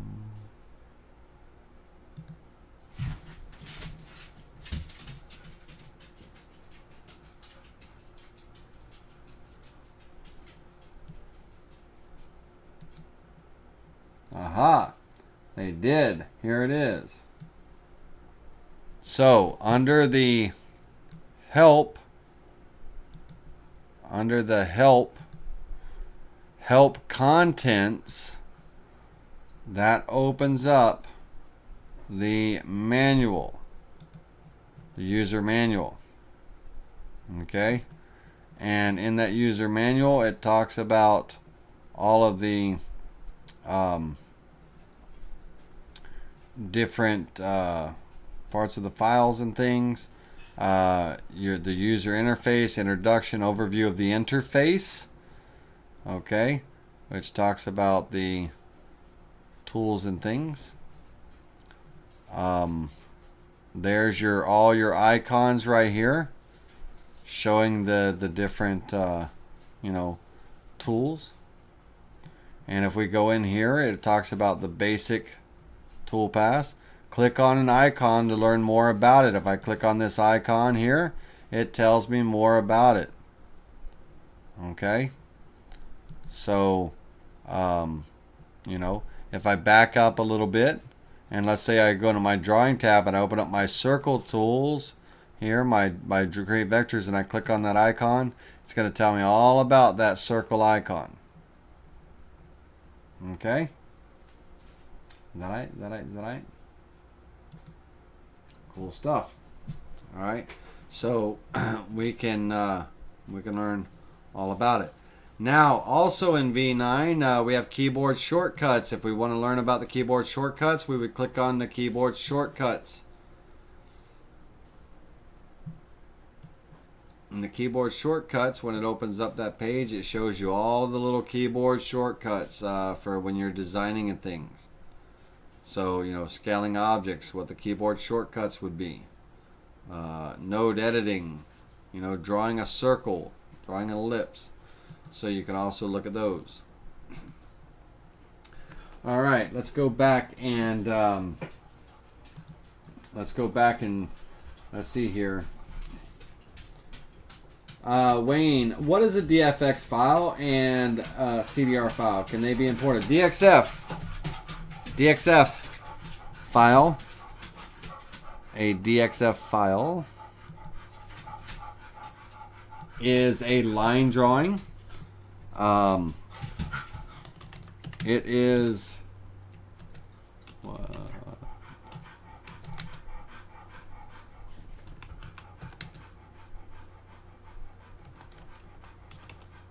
I'm trying to find the CDRL one as well that you have. What is that? Was that a typo, Buddy Rowe? All right. DXF is a, you know, it's an AutoCAD file. It's a drawing exchange file. And so, but the CDR, where did we see CDR? Let's go back into the software and let's see where CDR. I don't ever remember the term CDR. So stand by. Did you mean CRV? That's your VCAR file, Wayne. Let me know. But your DXF is your drawing exchange file. It's a single line. You know, it's a line drawing. That you know, especially like for instance, it's a vector. If I wanted to convert that to individual vectors here, you know, so all my letters are individual, I could export them out as a DXF, my drawing exchange format. And I could then import those vector files into my design. So it's just a simple line drawing, you know, of vectors. That's what a DXF is. The CDR, Corel Draw. Yeah, that's a Corel Draw file, and Corel Draws cannot be imported in there. You would export out as a DXF if you're coming in if you're using Corel Draw.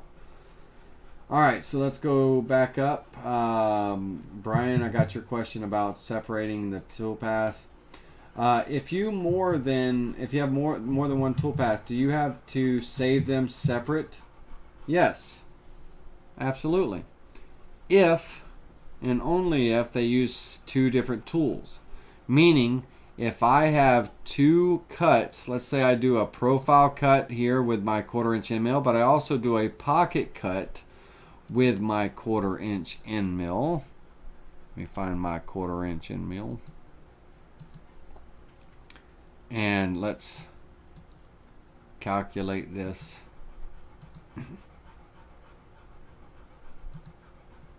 Oh, let me create something that a pocket cut would be in.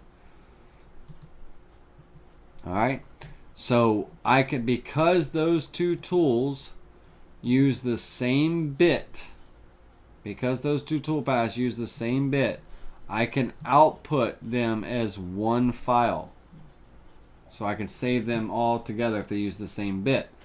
However, if the tools use a different bit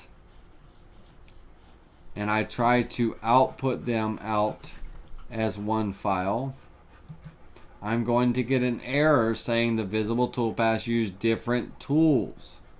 Okay? So we have to save them separately. We would save them, these two use the same tool. I could save them together, and then I would save the VCarve separate, and I would run both of those files on my machine. Alright, so, alright, Wayne. Alright, let's see here.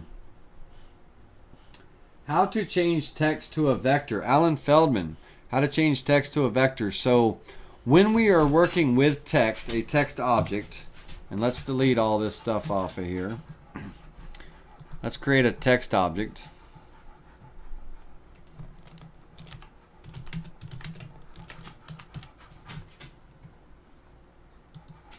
Alright, let's say that right now it's a text object. Okay, there's no nodes. Text objects do not have nodes and all. Let's say that I wanted to edit the curve of this text a little bit. You know, I can pull it up. That's the Edit Text Spacing and Curve tool. Okay. The spacing means if I put my mouse between any two letters, those two arrows pointing inward, if I left click, those lines are going to come together. If I hold my shift key down, those lines are going to be spread apart. Okay, edit text spacing and curve. Okay, that's the green nodes. Now, let's say that on my text here that I wanted the T bigger than the rest of the thing. I wanted to make it look a little jumbly and stuff. Well, because this is a text object, I can't. I cannot select these things individually. You know, it's a text object. Now I can go back into my text box and I can adjust my text height and my font and everything and edit my text if I misspelled anything. But the minute that I convert that text to curve, meaning that I convert it to a vector object with nodes, it is no longer text. I cannot go back in and edit it with my text tool and change the spelling or the font or the size because it's no longer text. It's now individual vectors. Meaning now I can size this T up, you know, and drag it over. I can even make it look like the T is kind of falling over on this. I can grab these guys here and kind of make them look a little funky. And, you know, I might want to make this look a little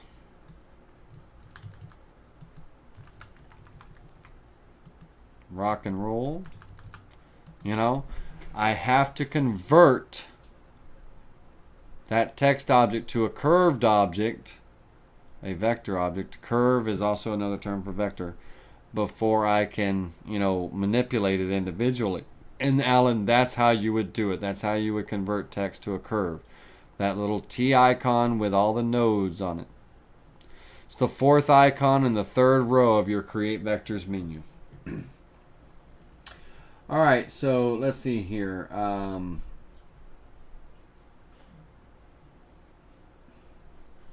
Yes, Wayne, DXF files can be imported in Pro, Aspire, Desktop.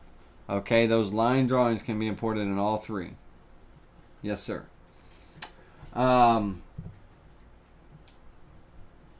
Wayne, get with me one day after class or something, and we'll see what problem you're having with DXF files. Okay, let's see here. David Kinsey says, let me make sure I didn't skip anybody. Did I skip anybody? Bob, Loafer's Corner.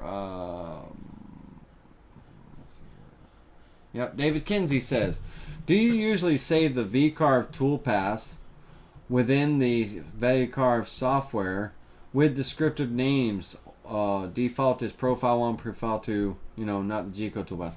All right, so yes. So right now, as I'm creating these, it's creating a default name for me. Like right now, if I were to create another profile toolpath, it's going to or pocket toolpath, it's going to default it to pocket 2 because pocket 1 is already created.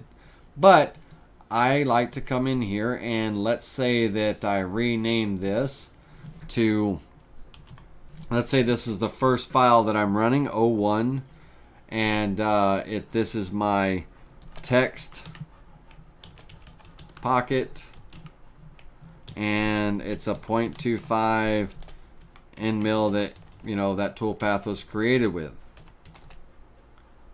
So I would name that. Let's say that these two use the same bit, and so I'm going to rename this one. This one's also going to get 01 because it's going to be run the first file, and they're going to be saved together. And this was the outline pocket, whatever it may be. It's nothing, you know, really, because it's all fake, but you know, 0.25 end mill. And then my V-carve, let's say that this was, you know, rename this. I'm right clicking to rename. Let's say that this was my you know, decorative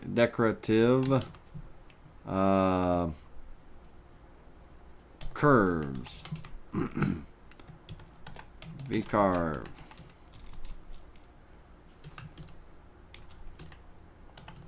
And this was my 60 DEG.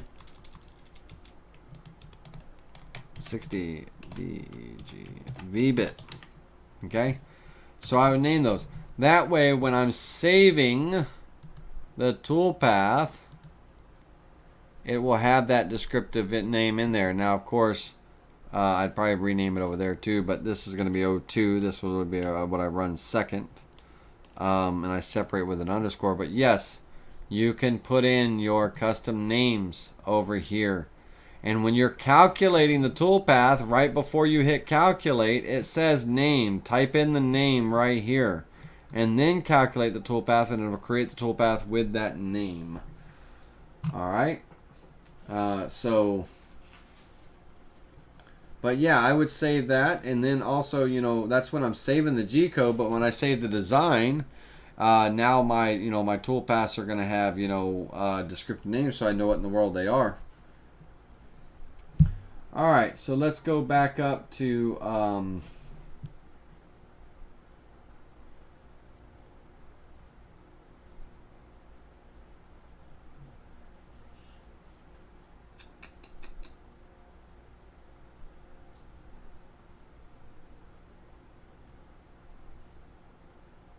right, so we got two other messages that were retracted. I'm not sure why.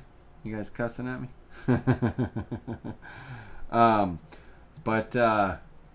You know, any other questions? Because guys, it's 9:37. We're now 2.5 hours in. Let's take a break from this tonight. Let's come back tomorrow evening, same time, same channel, and let's pick up where we left off, and let's really get into this. Not, you know, and let's finish up the orientation. We got a lot of stuff to talk about a lot of tools to show you how the different ways of creating your shapes, you know, by freehand drawing or by using the menu, you know, up here. There's a lot of things to talk about and kind of go over and stuff. And so let's pause from here. Let's call it a night, get some rest. And then tomorrow evening, same time, same channel, 7 to 9. Let's see if we can kind of get together and finish up this orientation. Okay, we're 2.5 hours in. So it's a little bit long. You're not going to retain much. But in the meantime, you guys want to explore some more, go to help. Visit Vectric Support Online. When that page opens up, click on training and choose your software, and it will open you up to the training library. In the description, this particular like rocket nameplate, for an example, this demonstrates the use of the draw arc tool, offset, and text creation to create this name template. So it's going to show you how to use the arc tool, text creation. Also, nice little tutorials in this library. Take advantage of this library as well. But I think for tonight we should go, you know, we got into how to install the software in the TNG and the CNC USB controller. We got a small taste of the VCarve and the Vectric software. Let's pause here and let's pick up tomorrow and do part 2. Ken, you're welcome. Craig, you're welcome. David Kinsey, you're welcome. Everybody, you're welcome.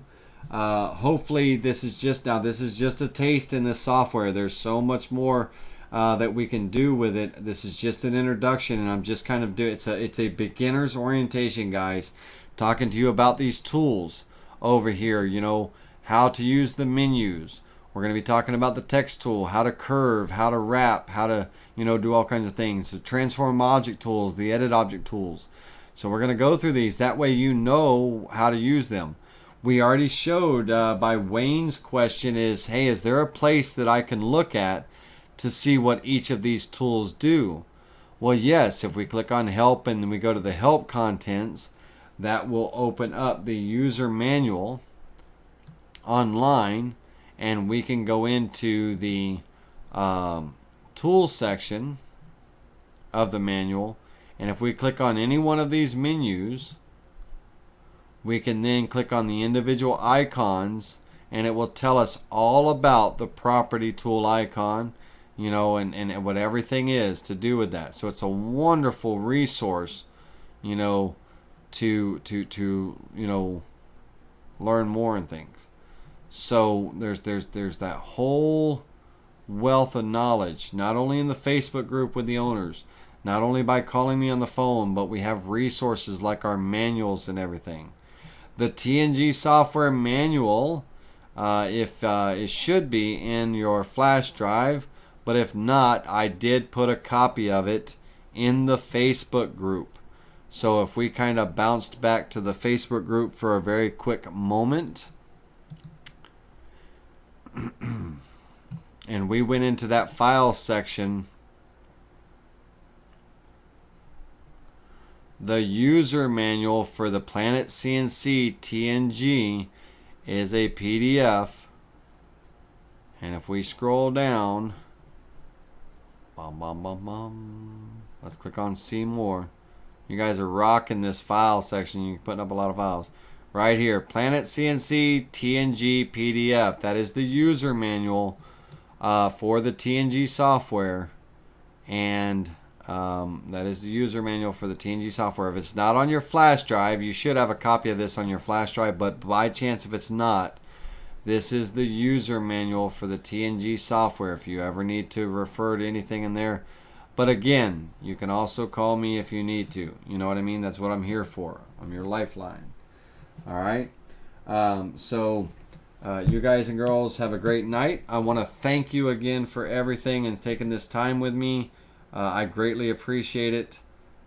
You enjoy the rest of your evening.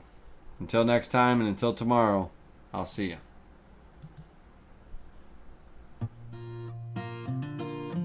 I want to thank you for joining us tonight on Spindle TV, your best source for CNC CAD/CAM training videos. If you're watching Spindle TV on YouTube, be sure to hit that thumbs up button and subscribe. You can find out more information about our training and product visiting us at www.digitalwoodcarver.com.